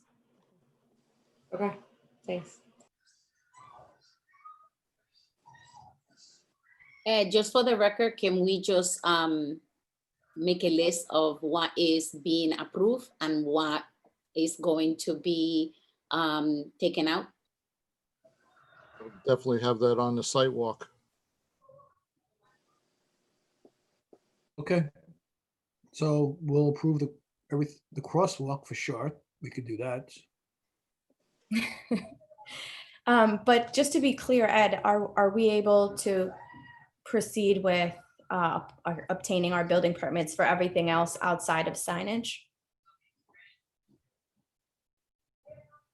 I thought you got building permits for the awnings and the facades already, no?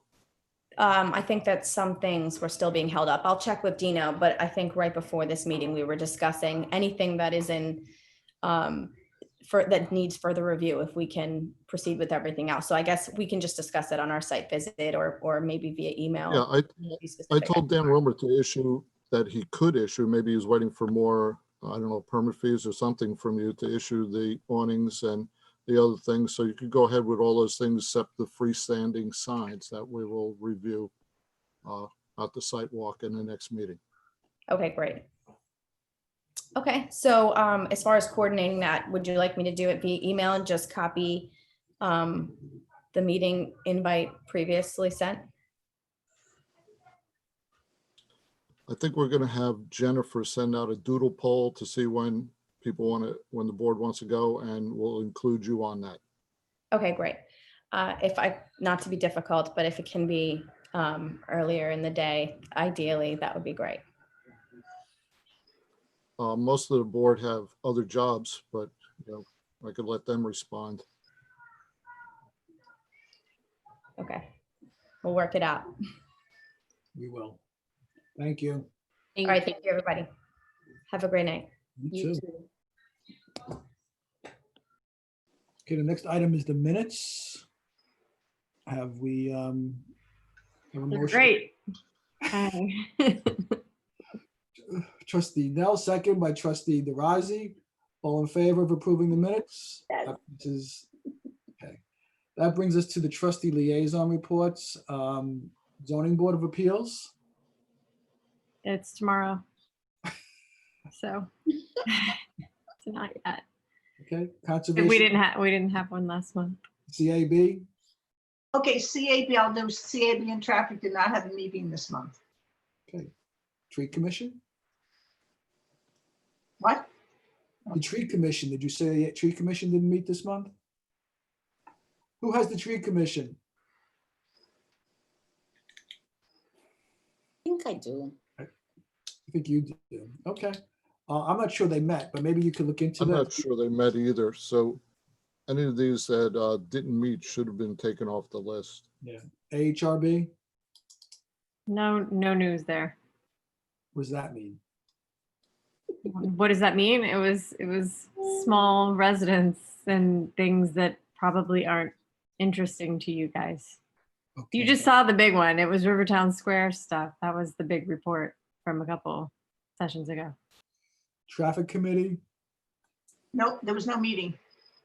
Sustainability Task Force. The STF didn't meet in the last month, but it is important to note, and the great work that Ania and the group did.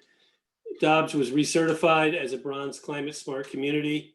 That was a big effort by the STF, by Liz and the rest of the village staff. So it really confirms our leadership position in terms of being climate smart.